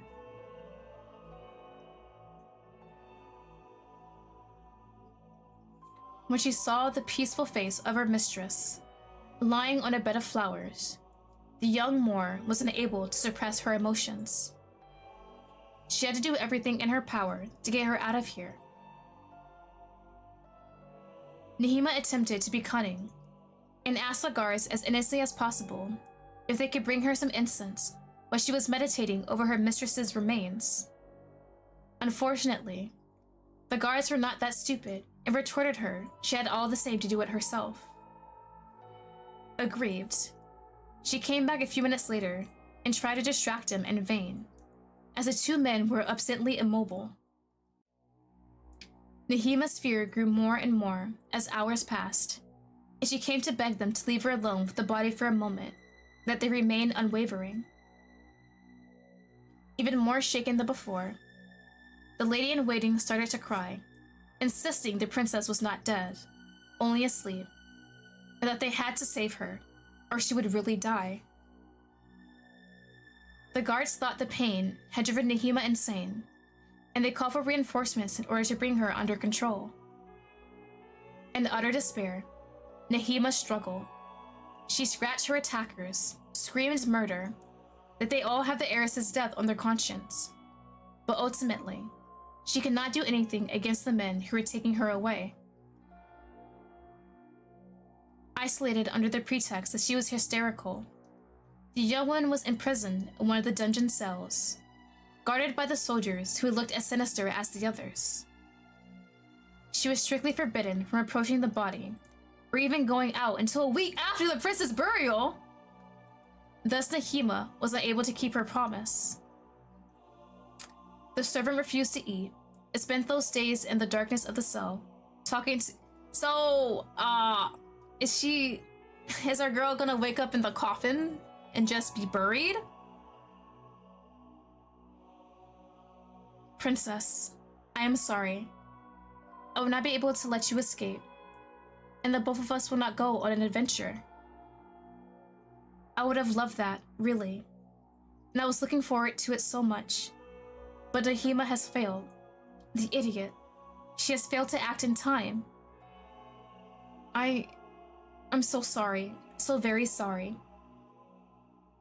Is that how we end this shit?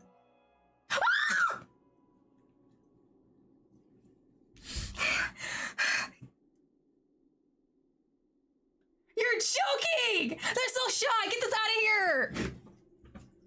Oh my god, I didn't mean to scream, but that took me by surprise. Holy shit. Holy shit. Yeah, oh my god. What do you mean?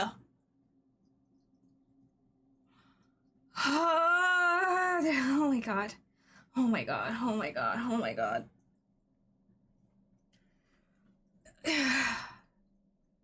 A few hours later, she was found hanged by her belt in her makeshift shell. At the same time, the heiress was officially buried in the graveyard enjoying the castle. End this, please. Can you save me? Mew! Mew! Oh my god. Oh my god. I forgot. YouTube was a bit slow behind my... oh my god. Oh my god. Yeah, at the end of the 3 days, Kiana regained consciousness as planned. However, as she was softly opening her eyes, she quickly realized that something was wrong. And do not tell me she just dies.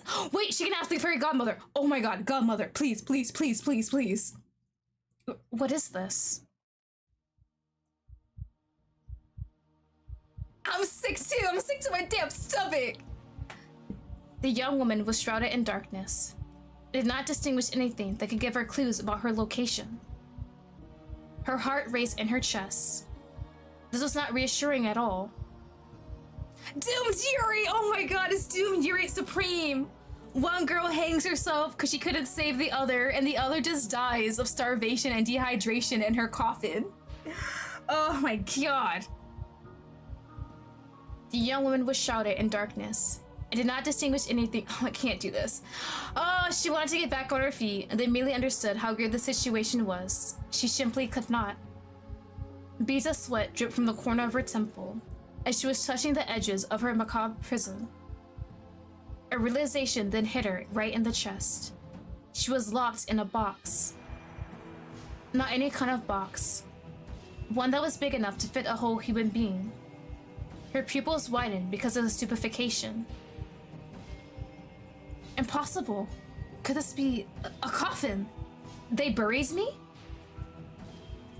The princess tried to keep a semblance of calm, but she had to fight her inner demons to achieve that. It must be a mistake, she thought out loud. Surely, Nahima is on her way to collect me.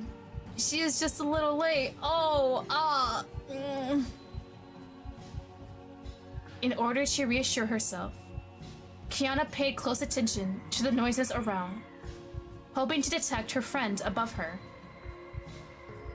But she could only hear the wind in the desperately quiet forest. The young woman was buried too deeply for anyone to notice her or even glimpse a ray of light.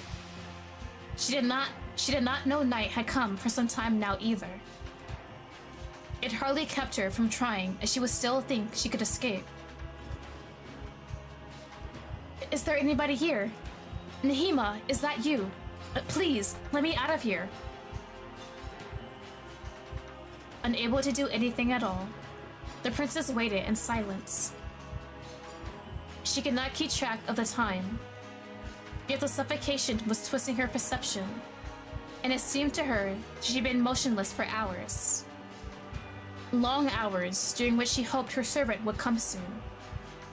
However, she had to face reality. Nahima would not come. Something had happened during her sleep. Something had prevented the servant from fulfilling her mission. Had she been discovered? Or was this revenge on her part? The most absurd theories were passing through Kiana's feverish mind. Soon enough, the narrowness and the obscurity of her prison became unbearable. Her breath got irregular, while her whole body started to violently twitch. Despite all her efforts, the heiress could not suppress the panic taking hold of her anymore. It's so dark. I have trouble breathing. For pity's sake, let me out of here. In utter despair, Kiana then remembered the pact she had made with the fairy. Surely she could use her powers to save her. As the princess was readying to summon her godmother in her head, a horrible thought made her doubt. The fairy would only fulfill her wish if she accepted being separated from her most beloved one. Which meant that, even if she were to be able to get out of the coffin... I don't think Nahima will remember either way in this world either. Nahima would not remember her. She would find herself completely alone and forsaken. Indecisiveness forced her to reconsider. Kiana consequently decided to wait a few more minutes. Unfortunately, the situation was already out of her control. In no time, she felt like she was running out of air, which increased her paranoia and her panic attack. In tears, the young woman cried out inhumane pleas, and her eyes started to sting. I can't take it anymore. I cannot. It has to stop. This nightmare has to stop. A late realization suddenly struck her. She was going to die, alone, in this gruesome coffin. I do not want to die. I do not want to die. I do not want to die. I do not want to die. God, have mercy on me. I don't want to die yet. Choked by the overwhelming heat, pupils widened by pure terror, the princess gathered the last of her strength to raise a shaking and convulsing hand. I do not want to die. And she resolved to call her godmother. The fairy's voice echoed inside her head straight away. Yes, my child. Godmother, I beg of you, help me. I'm stuck. I don't want to die. Please help me. calm down. Do not forget that we are bound. If this is your wish, I will fulfill it. Price, give me a sec. Hold on. It might be over soon. I can let you out. I only need you to clearly express what you're expecting me to do. I can save you, but you have to tell me how I should proceed. How? There are many ways to get out of here. Pronounce your order ambiguously, and I will obey. The young woman stayed quiet for a few seconds. Fear was making her delirious, and she could not control her emotions anymore. It was impossible for her to properly focus. Yet, there was an absolute certainty engraved in her heart. She could not allow herself to lose the relationship she had with Nahima. She was her only friend, the only person who understood her. There had to be a way to erase her mistake without having to pay the fairy's tribute. Time was running out, and Kiana could not wait anymore. A shameful thought suddenly came to her. If only I could go back in time and choose another path. If only I could... Her behavior suddenly changed. Medea, allow me to go back in time so I can have a second chance. Your wish is my command, princess. With these words, the same magic circle which had materialized during their pact appeared in the young woman's coffin. It illuminated her with a blinding light, while the fairy was reciting a familiar spell. The magic words echoed, filled Kiana's heart with fear. What was she doing? Could this charm truly save her? Too late now. She did not have time to put more thought into it. Can you guys hear my cat? Hold on, let me let him out. He wants to get out the room.